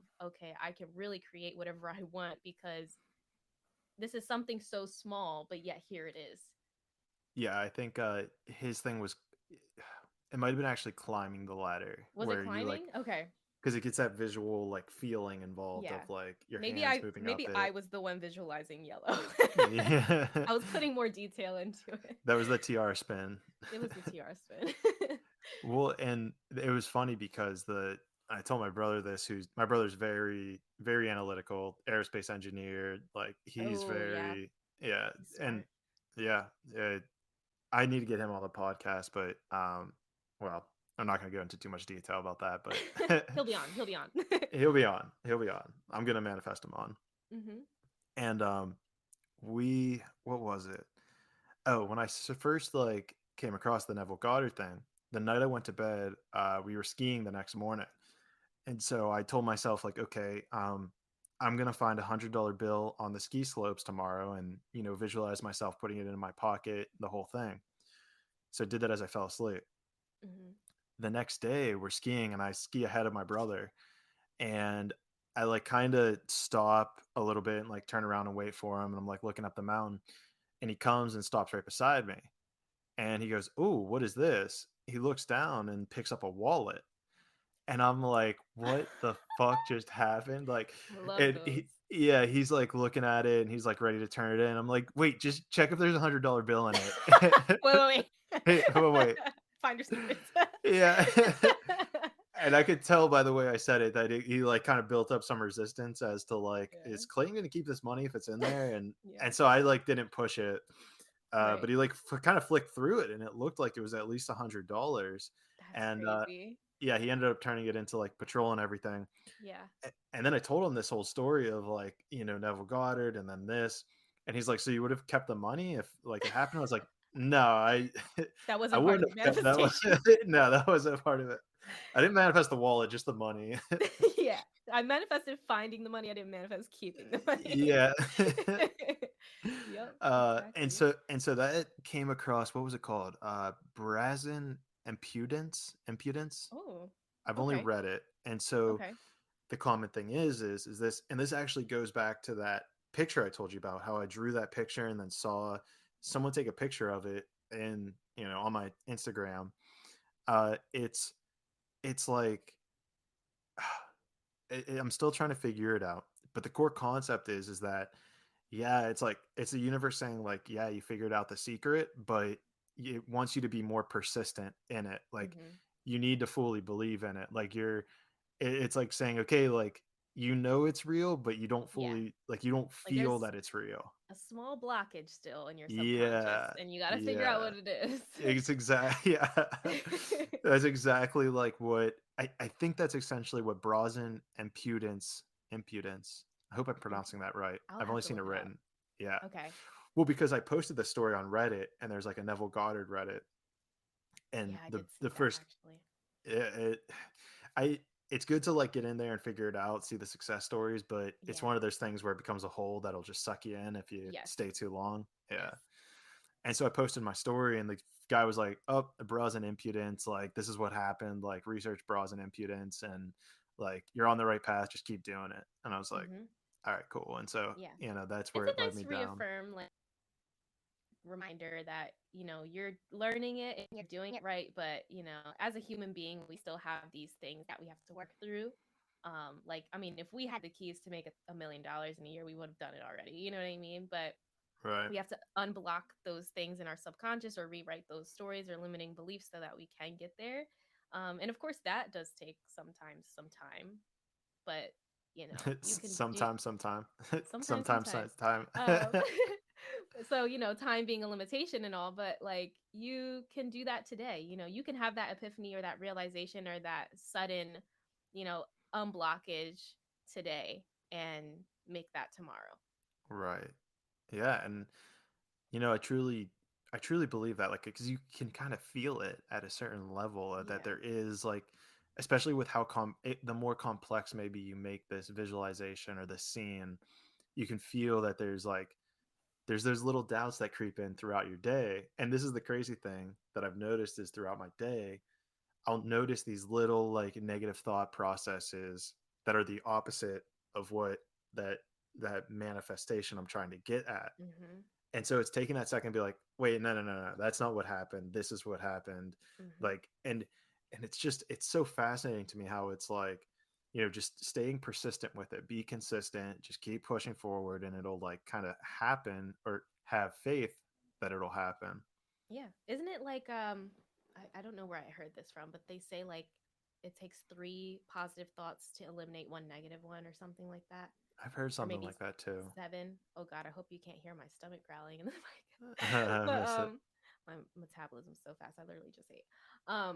But or maybe it's like 7 positive thoughts for one negative one to like eliminate it. But the consistency and the persistence, it will really pay off in the long run. And that's a good reminder, I think, that if you've built up this lifetime of, I'm poor, you need to build up a lifetime of I'm rich. Mhm. It's not going to just happen overnight that you're going to be able to just imprint this subconscious belief. And Yeah. if anyone's still a little weary on this, first of all, I admire you for sticking around to the end of this podcast. Yeah. But as another like anecdote, I know that there's conversations about people who it goes both ways. They're not intelligent, or they are unintelligent, yet they have a ton of money, or they are intelligent and have no money. And it goes back to that conditioning of the subconscious, of you being able to imprint into your subconscious behavior. It's like, well, if you're dumb and just have all the money in the world, you know what I mean? It's like you can Mhm. be all these things without the need to be intelligent. Like you can have what you want without, because you don't need to know the how. You just have to have that vision of it being reality and feeling that that vision is reality. Yeah, absolutely. I mean, we see it all the time. Like people blow up overnight or they get rich overnight over sometimes like the most pointless things on social media. I don't want to say pointless because, they had a purpose for them, but like things that you'd never expect to like go viral or make that amount of money. Um it happens all the time. Like we literally see it all the time. Yeah. And it's probably just that belief structure. At some point, it's like, maybe that person believed hard enough that they were going to go viral, Mhm. excuse me, at one point. And it's just like the universe finally was like, yep, here you go. Here you go. There it is, you know. And They it's can only yeah, I was gonna say they like the universe can only give you what you assume. right. I mean, it's so powerful in that regards. And I feel like I've been seeing since being exposed to this like whole subconscious creates your reality. I feel like it has put so much more stuff in perspective Mm-hmm. of when people say stuff or things occur. Like, whenever people say like, oh, like, I'm thinking, who am I trying to think of? I think like it was Marilyn Monroe. And I think she was recorded saying like, when she was younger, people always told her like, you're not going to make it as a Hollywood actress. You're not going to do that. Or it was her. She was in an interview and they were saying that, and they're like, well, like, what got you past this? And she was like, well, I just dreamed harder than they did. Like she was able to, and it's all these like little things that kind of hint that it's just like whatever you're programming into yourself at night. I think especially I think that's something we probably don't give ourselves enough credit for, is like those like things that we go to sleep with is what we take to bed and imprint on ourselves for like the days and for the rest of our lives to come. Yeah, absolutely. It has an immediate effect, especially I think like uh did you really catch when Neville was talking about how you feel when you go to sleep? A little bit, but remind me. So he talks about basically you really have to pay attention and be aware of the feelings, emotions, thoughts that you experience as you're falling asleep because they're going to have an immediate imprint on your subconscious mind because you're floating from beta to theta brainwave state. And there was a time recently, I think maybe last week, um, I went to sleep and I was feeling pretty frustrated about something that I didn't really externalize because I'm like, you know what, I'm just going to go to sleep. I'll forget about it in the morning. Not a big issue. But as I fell asleep with that feeling of frustration and like slight anger, I experienced a psychic attack, honestly, that night. I've had experiences before. I don't know if I should get that much into it because I already know we're like an hour, 40 minutes into the podcast and we're like, No, now go we're for talking it. about psychic attack.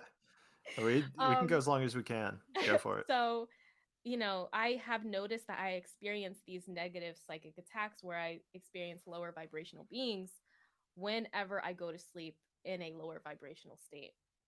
And, I had this, it was kind of a dream, but I know I was in between worlds because I was in my bedroom. Um, and I know I was in primarily my subconscious. And that just goes to show like your feelings, your thoughts, your energy is having an immediate imprint on your subconscious. And that immediately manifested for me. Because Yeah. when you're solely in your subconscious, there is no time, there is no space. Like things are almost immediate because they're so metaphysical. So I actually woke up from that night. I actually perceived one of my ancestors who was talking to me in Spanish, telling me to like use my crystals to basically protect myself. So it was this whole trippy experience, but that really just goes to show like you really need to pay attention to what you're doing, what you're feeling, what you're thinking as you're floating in between these brainwaves and these worlds essentially because you're in this like entirely different like metaphysical world. Yeah, you're almost becoming in contact with the world that creates your external world, whether Mhm. you like it or not. Mhm. And Yeah. so how do you in so I guess I've kind of heard people talk about, let's say, psychic attacks before. I The only symptoms I've ever heard of are if you're feeling like drained. And so Yeah. I've felt that before, but like, and people have said, "Oh, you're probably getting psychically attacked." And part of me kind of resonated with it, but I never really knew exactly what they meant by it. Are you able to Um go in more detail about it? so it's definitely something I'm still trying to understand as I'm on this journey of trying to unblock my intuition and abilities that I've been told I am trying to remember from past lives. Um, and this is like becoming more reoccurrent. So that same night prior to going to sleep, I did feel like a pain in my like upper shoulder area when I was around certain individuals that I I don't want to say not prefer to be around. I don't know how to put this. Like they and individuals that just take a lot more energy to be around, let's just put that way. Yeah. um Maybe energy vampire sort of vibe. I'll just put it in that context because I don't want to offend anybody. But and I knew at that moment, like I was kind of aware that this could not be the energy in my field that I'm feeling a physical of pain over or about. And I think it's coming from something outside of myself. Immediately after I left this event where these people were, I didn't feel it anymore. I was in my car driving home, and that physical pain dissipated. So I could only assume that that was sort of a psychic attack. And the umbrella term of psychic could really be like any intuitive or metaphysical ability.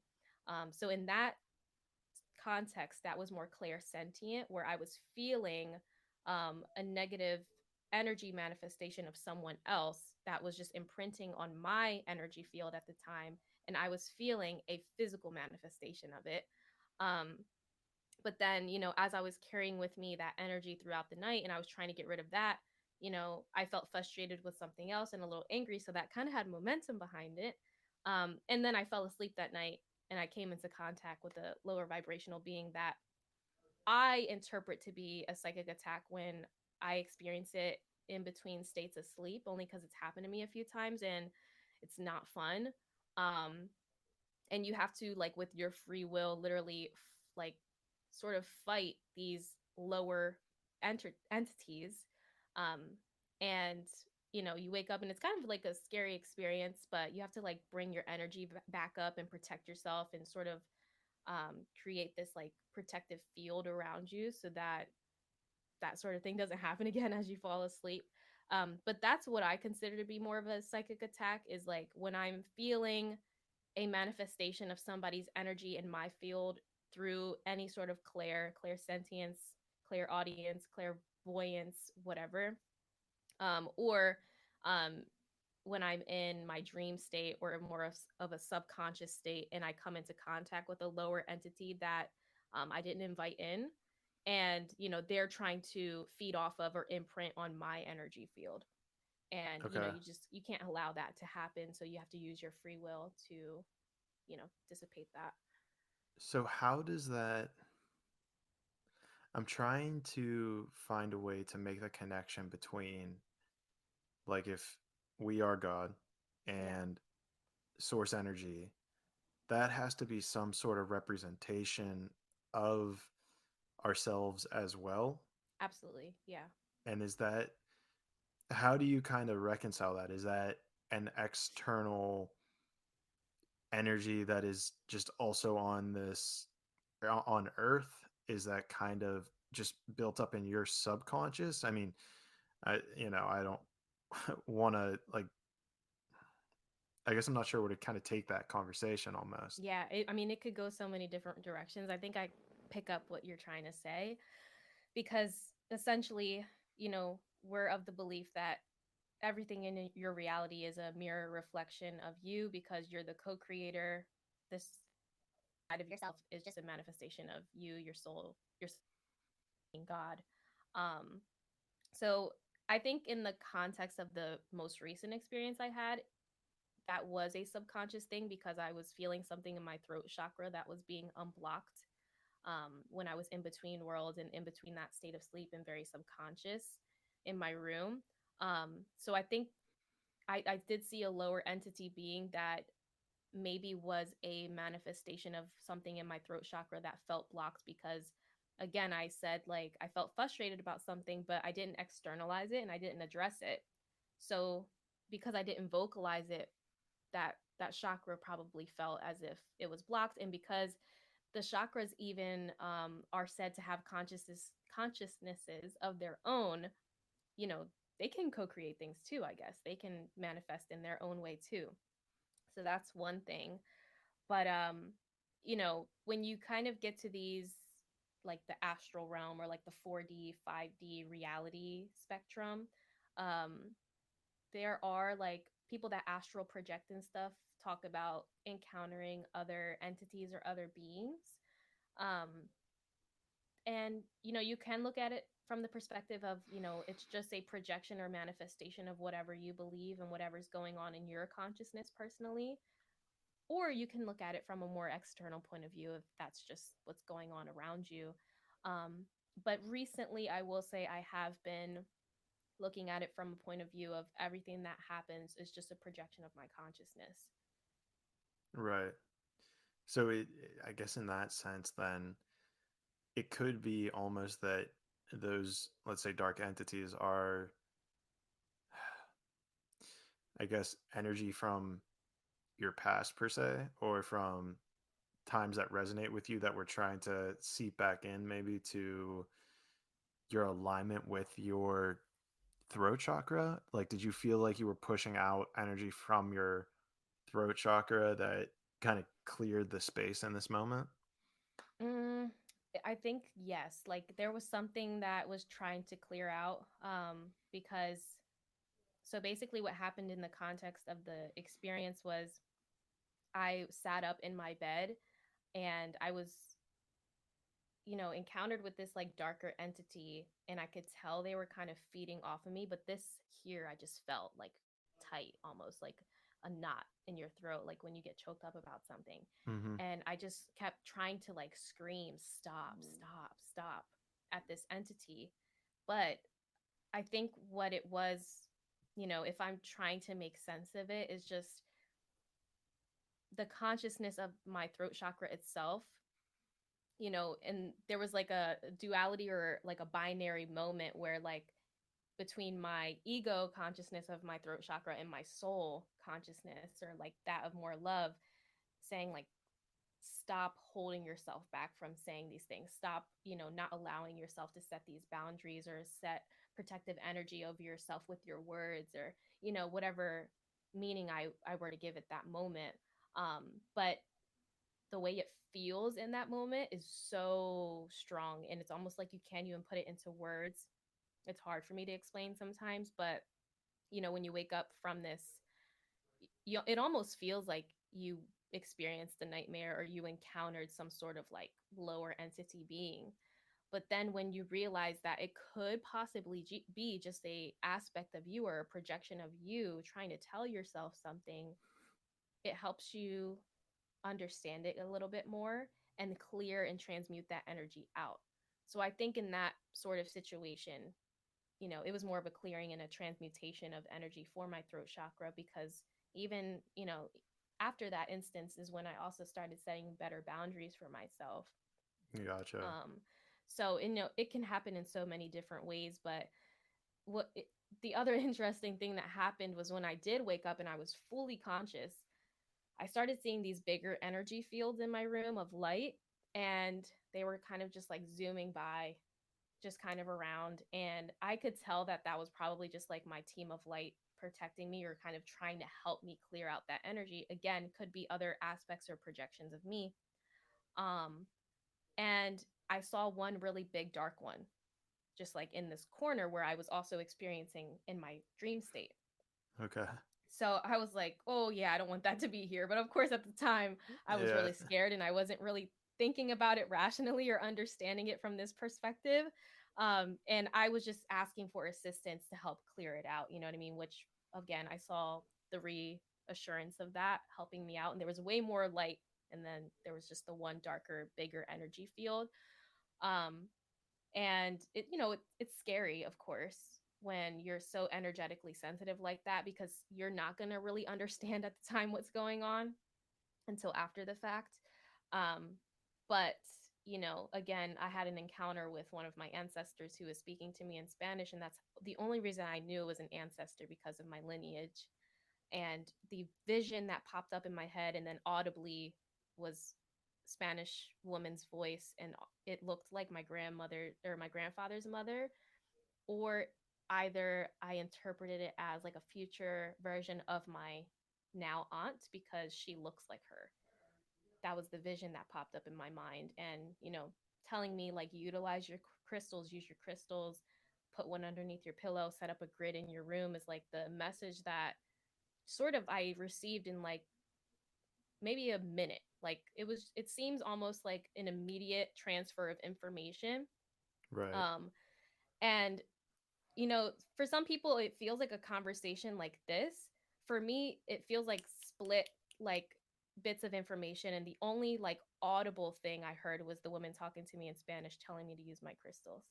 So it's still something, again, I'm trying to understand myself. I think maybe after going to Salem, there are things that are unblocking for me that now I'm starting to experience these things more and more. Um, but I myself am a student of the universe. I'm a student of my own soul. So I'm still trying to learn and understand all this. But hopefully, like my stories and me trying to make sense of my experiences is like helping somebody else out there. Because I know this sounds so trippy right now. Yeah, it's wild, but it all I can say is it sounds super true to you, and Hmm. therefore, makes it real in a sense. Like, I'm trying to, put myself in your situation of kind of like what you went through there. And it's difficult to do, but it it like it resonates. Like what you're saying, resonates at a level. And I'm hoping as well, like you said, that someone else is like, oh shit, I was in that situation. That happened to me, and I had no idea what to make of it. Yeah. And if someone is listening, I'm going to put Tiara's information down below, so you can certainly shoot her a message. She's always been Yeah. great to respond.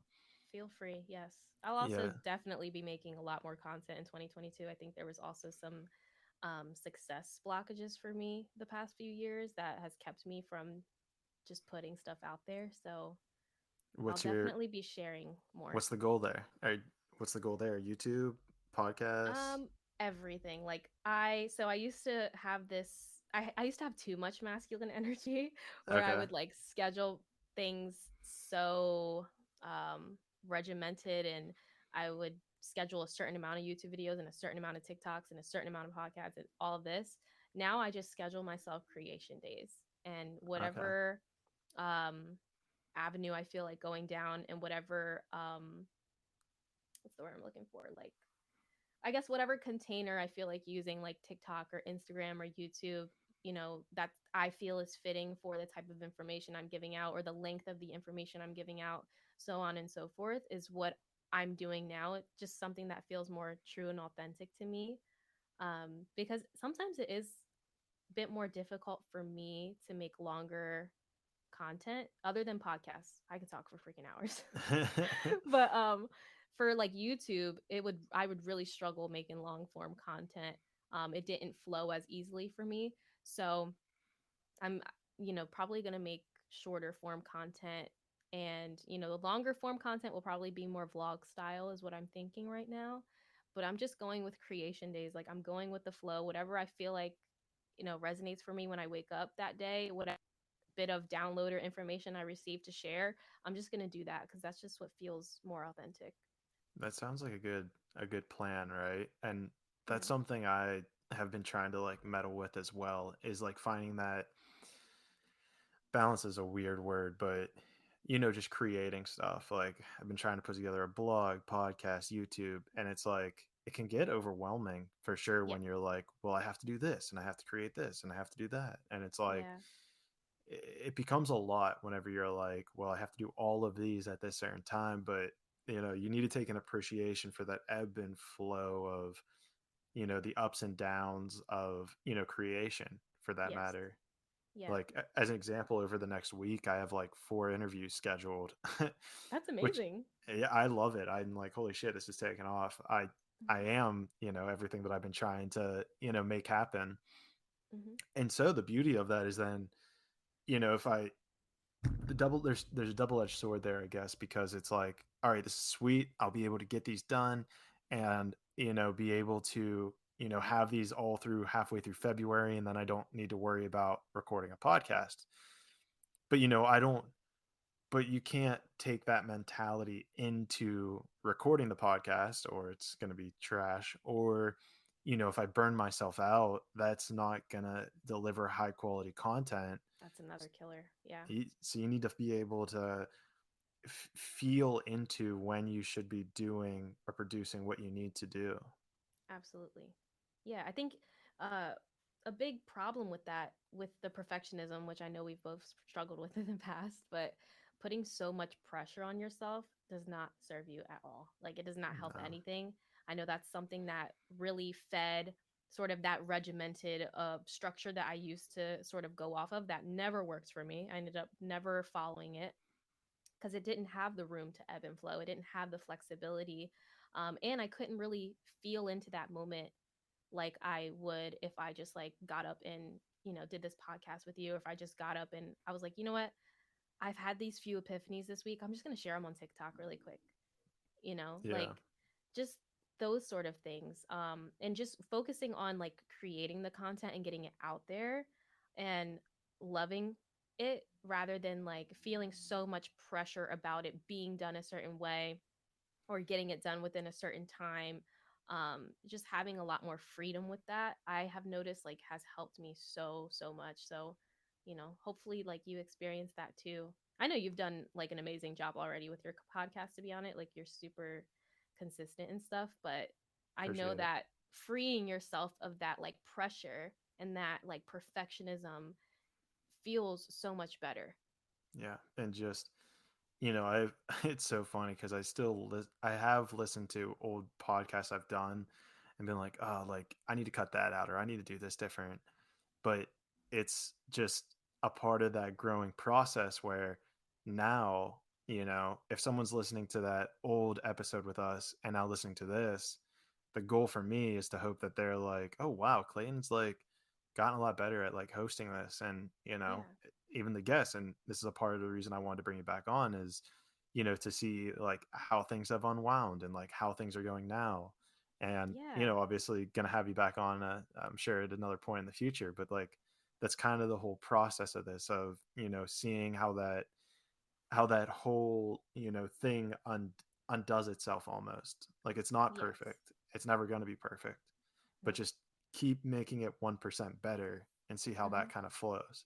Yeah, that I mean that evolution, that's what life is about too, like evolving, and we just have to stay true in that. Like you're never going to get to the end point of which you've evolved because that's the whole point in the first place. So you just have to like enjoy the journey and appreciate the fact that like you may not have all the tools and the resources right now, but if you feel that there's value in what you know now or value in what you're putting out, then there is. Like you got to just trust that.